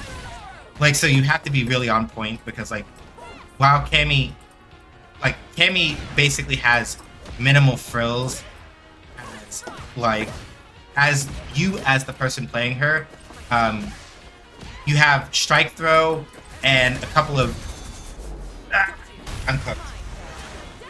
You're not gonna drop that. Yeah, this person is way too tight for that.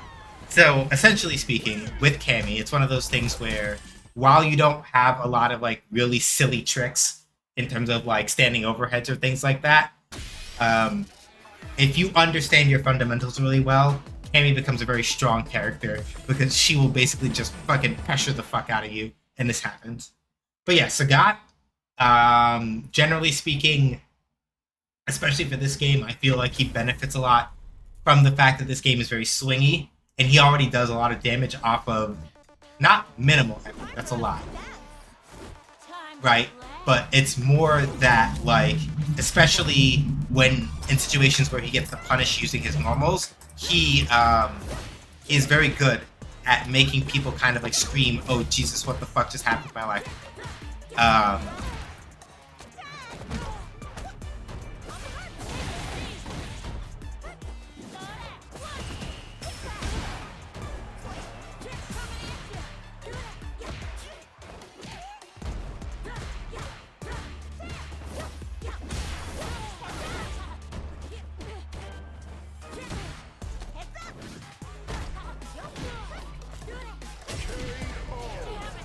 So yeah, people who get used to him, they will both have, and the new special that they gave him, Tiger Nexus, is also, the pressure on that move is very scary. It scares me.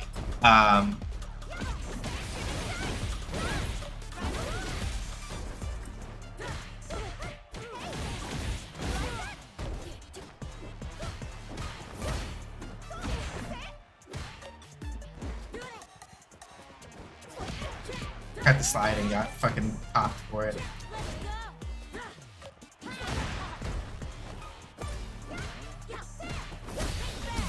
Unfortunate.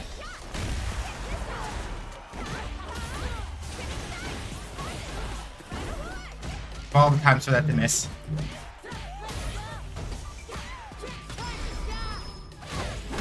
I wouldn't have done that if I was them. They burned a little bit too much. And it's not even match point yet. I get it. They wanted to be sure of the kill. But it's one of those things where I think they may have had another cancel. Or I forgot what they canceled out of, so maybe that might have been wrong. Okay, no, what am I doing? Stop.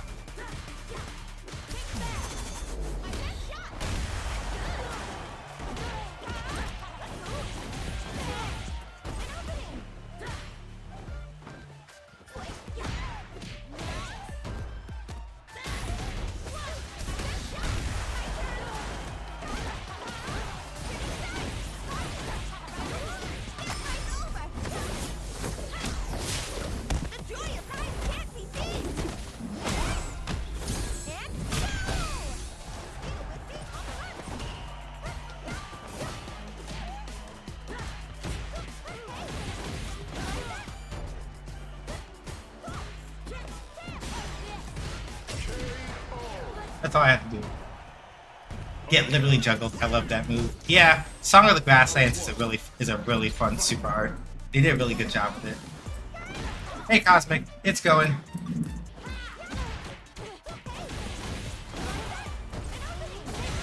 Yeah.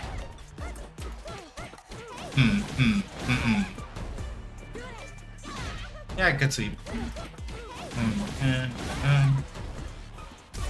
Yeah, they jumped because they knew that was coming.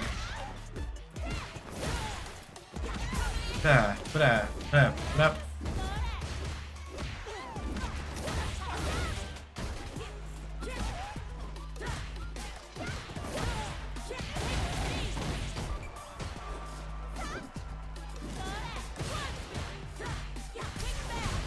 Damn. I had a feeling like the drive impact was coming, but I think either I might have been pressing something or otherwise didn't like ease up off the input in order to actually get the counter DI out. Which is unfortunate, but like, you know, good sweep.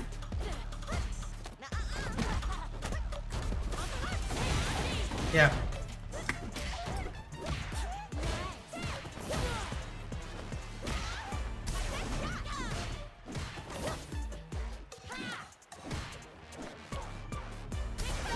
Nope, I would have gotten fucking cooked there anyway.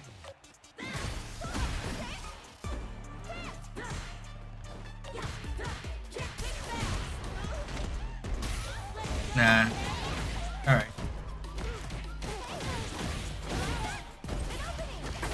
Yeah, no, I can't do that from there. It doesn't work. Judy, win! That's fair. Round one. So, I was trying to push too hard on that last one. No.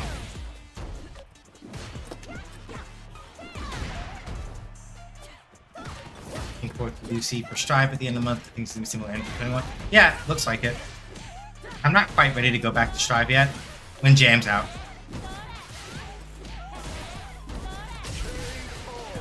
Okay, I wasn't blocked. That's my fault. I was holding down, but not down. I just wasn't blocked.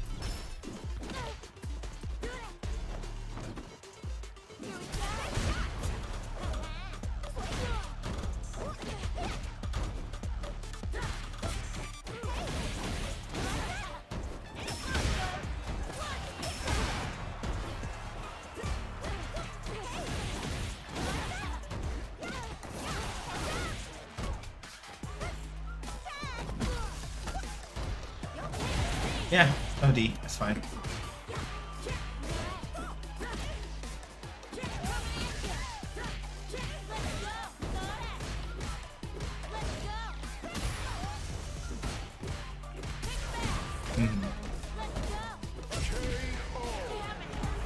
Yeah, I don't think you can get heavy Uha kick off of guard wall spot. I think you need like an active kick.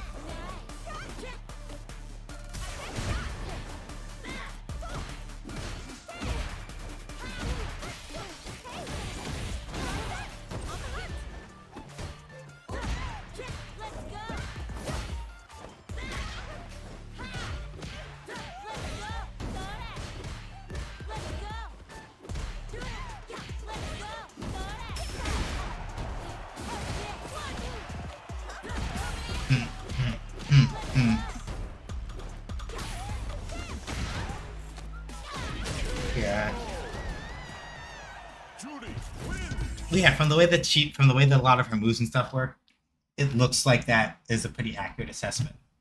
Especially with the whole thing of like, yeah, I'll hack your stuff and then lol, eat debuffs. Though I think after, well, no, Lab Cook 21 specifically was really out of control. Oh hey, you get to see some Sagat play now, Cookie Mom.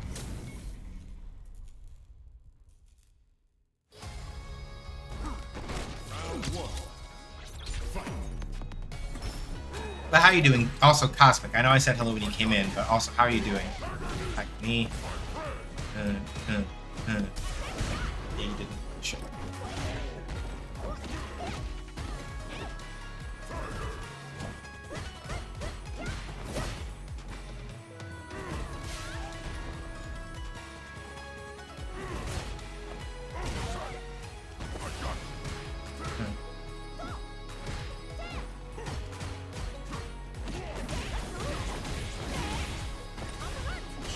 Ooh, good pair. Yeah, that was good, meaty. And I was blocking that. Notice I was crouching, so it was...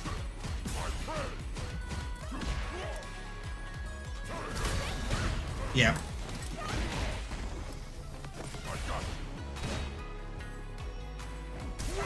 Damn it. Uh-huh. Round two. Fight!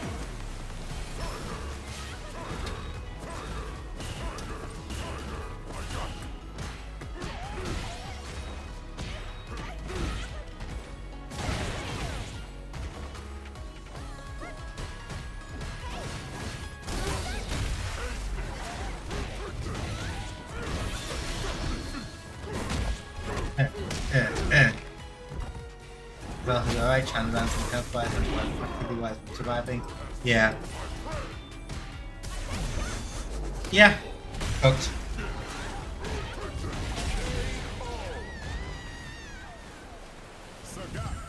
And Cookie Mom didn't escape from the first second. Excellent. Oh, that's plus. That's also plus. See how, like, pretty much every time I was crouching there, like, Sagat was basically guaranteed for it to be plus? Again, it's not like a hard and fast. Also, like, Sagat bullies the fuck out of people's drive gauge. So again, it's not one of those things where it's like it's a hard and fast rule that it will always be, but the likelihood of it being so is much higher.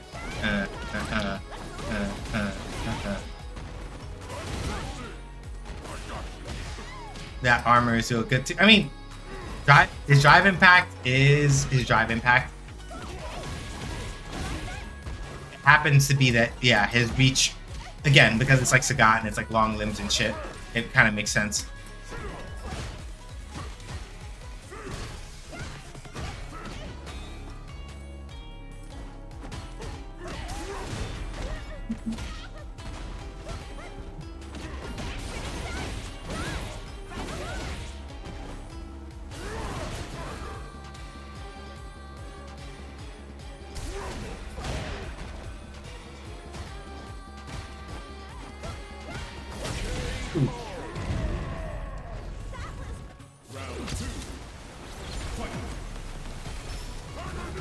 Ah.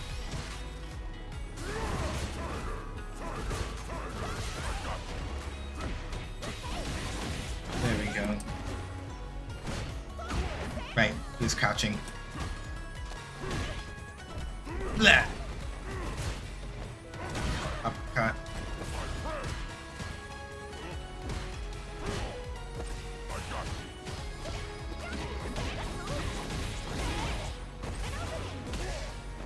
Oh, I messed up.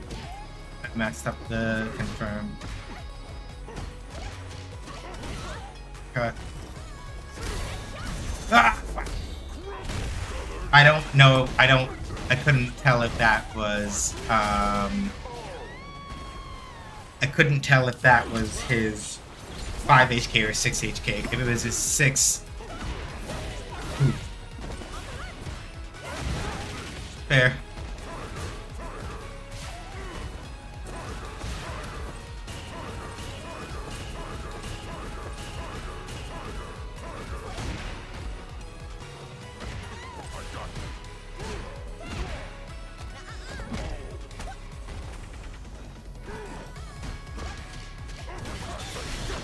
I'm not dead. It's gonna hurt a lot. I'm not dead, but it hurts. And I'm at a slight drive disadvantage now.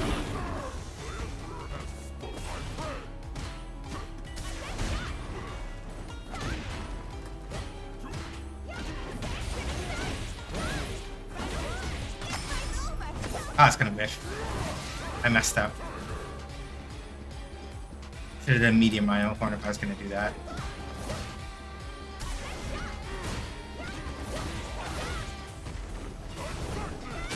Oof. Elena, win! Round 1.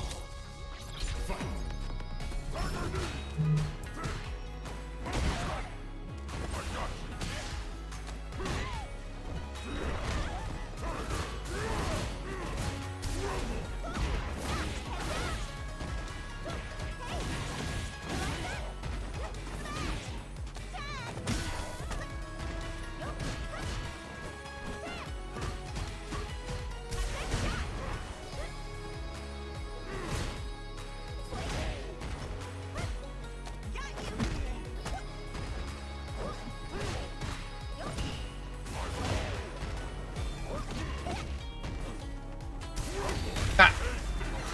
I checked it, and that means if I'd been really thinking about it, I could have tried to get a DI to counter.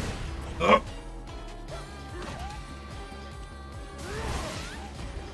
Tiger, tiger, tiger. Yeah. Ugh. They fucked it up twice. Literally both times that they got that splat, they should have been going for back heavy punch, charge tiger uppercut.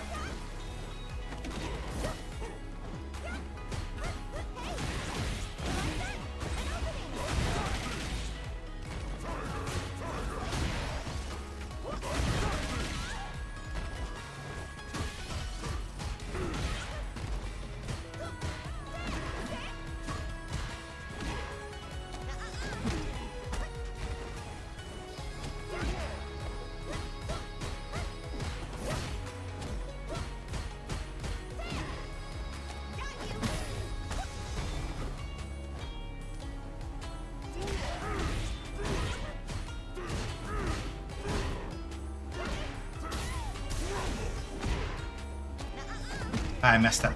I messed it up. Nope. Fade out. You ever watch LR's Only Fight Club? No idea what that is. I do not know what that is.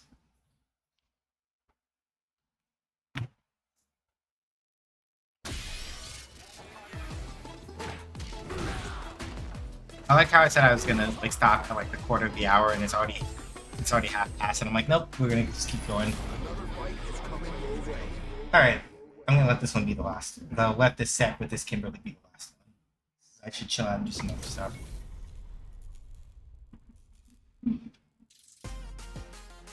I like how their name is just Jackson, but they're playing Kimberly, so it's like Kimberly, like Jackson playing Kimberly, or Kimberly Jackson.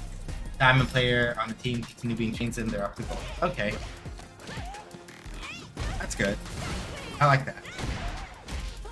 I deserve that because I made an assumption about what they were going to do and I paid for it.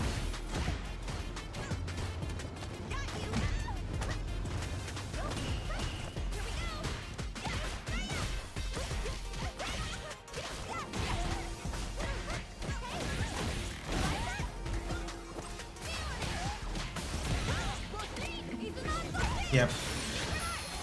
Yeah, I'm cooked.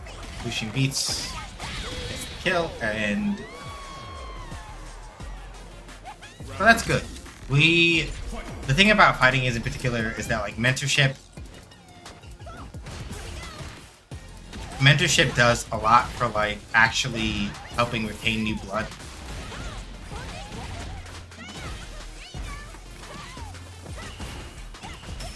No.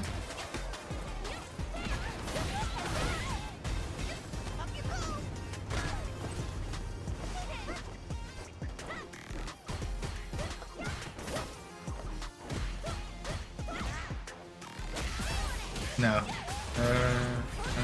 Eugene.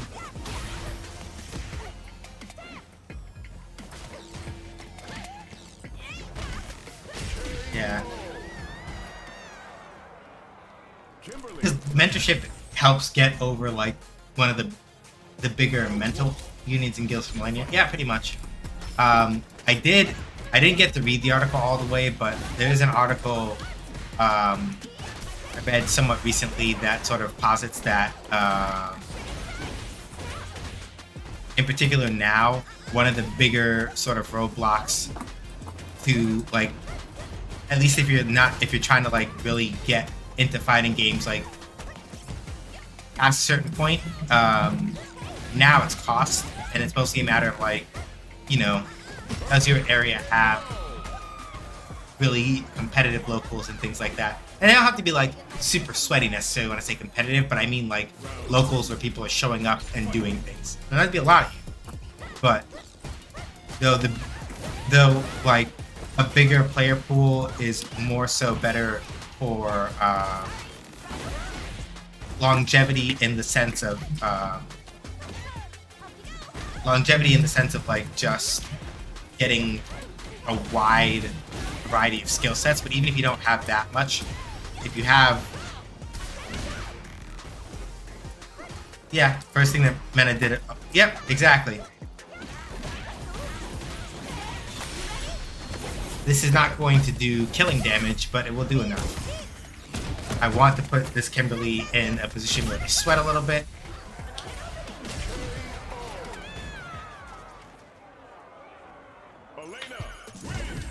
And that would be ideal. But yeah, Mena, I was saying this about Mena earlier, is that like he's like, in terms of his play style, he's ungovernable, right? But as like an actual player himself, like as a person, the general impression he gives off is as someone who is really in it for like the love of the game, you know?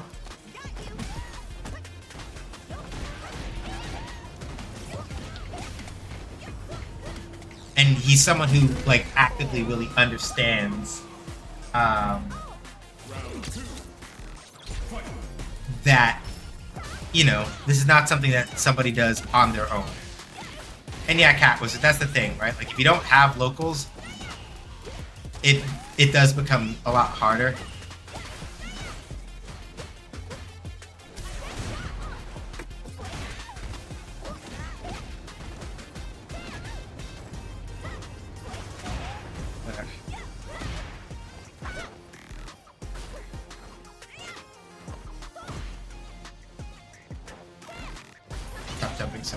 I can chill out. No. I can't say that I've never been hit by that spring attack, but I check it most of the time. And I'm very proud of that person.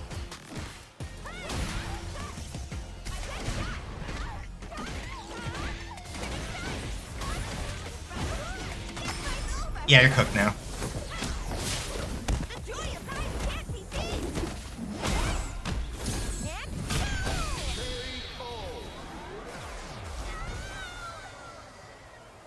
Elena, But yeah, there are all sorts of like extensions that like Elena can do that I never learned how to do. But yeah, like that's the main thing, right? Like the fighting games in particular.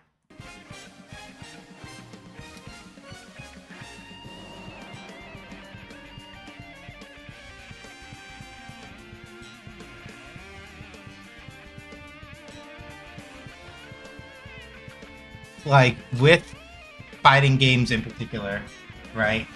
Like it's one of those things where the size of the community is always helpful, but even just having a community at all is also helpful. Live in the middle of a huge half-empty swath of PA smack in the middle of between Pittsburgh, Philly, and upstate New York. Got woods and farms, that's about it. Mm-hmm.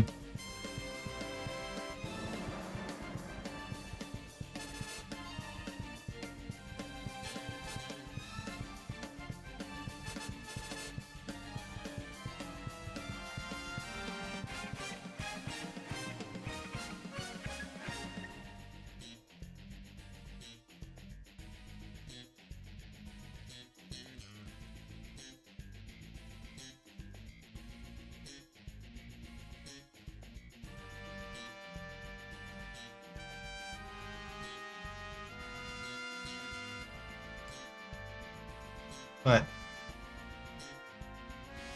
yeah.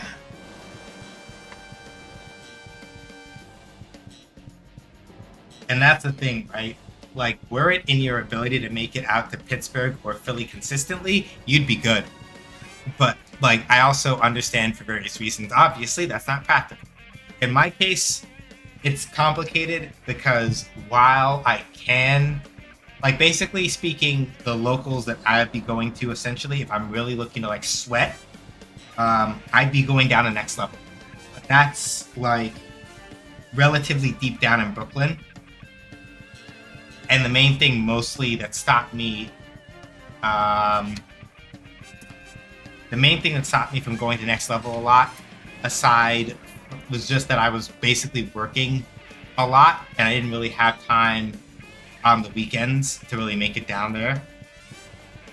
And that becomes the other hard part, right? Where it's like, I probably could have, especially, probably once I was done with school more so. And if I'd been more willing to like draw certain hard lines when I was working, I probably could have made more time to make it out to next level like that.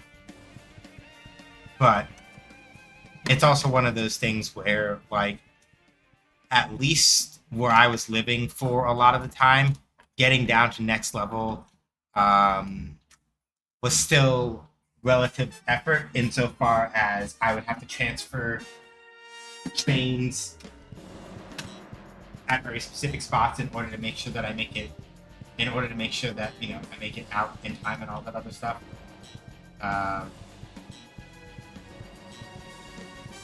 And now I have slightly easier access to it, but it's also still much farther away from where I am. I have to basically take a train down a couple. I have to take a train down a couple stops, switch to another train, and then ride that train like a good ways into Brooklyn to reach it. And that would probably be the best way to reach there. If I had locals in Manhattan, it would be easier.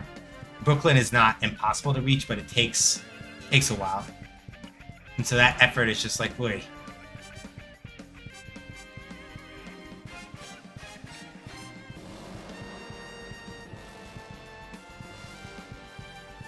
But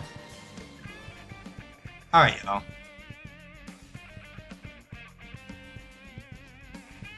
I deeply appreciate y'all hanging out. It's been a good time. I was going to go raid somebody, but I think we've been up and at this for a while. So I'm gonna give out our usual messages, and then I'm gonna I deeply appreciate y'all coming by. Shoot Lancer, as you see over there with Nightbot yelling about Nightbot things, is the game that I'm working on with Community, which is a game dev studio I helped co-found.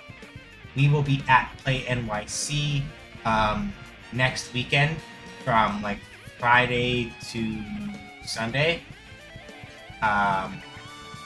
So if you happen to be in New York for Anime NYC, you can come swing by the Play NYC section and come see Shoot Lancer there. Here are my other social media links. I'm gonna sort out the blog at some other point. Vlogs are up on YouTube. Ko-Fi if you want to support the stream and me, but don't want to give money to Amazon and Jeff Bezos. Zone is for anonymous gift giving for the stream, and my card has my other social media links. But mostly I'm active on Skype.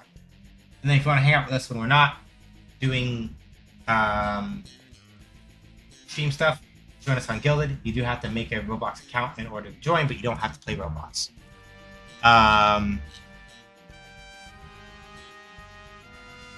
All that said, schedule news and how schedule stuff is going to go. Listen very carefully. Listen very carefully. Wednesday, we probably have at least one more. We have at least one more game dev stream on Wednesday, probably, in order to knock that out.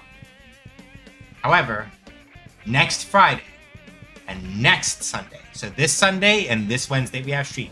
Sunday, 5 p.m. Eastern Time, more Tales of Vesperia, the Definitive Edition. Next Wednesday, probably a game dev stream. However, next Friday and next Sunday, do not have stream because my ass is going to be exhausted cabling at Play NYC, and I know that Cosmo and several other people will be up my ass if I am not careful about that.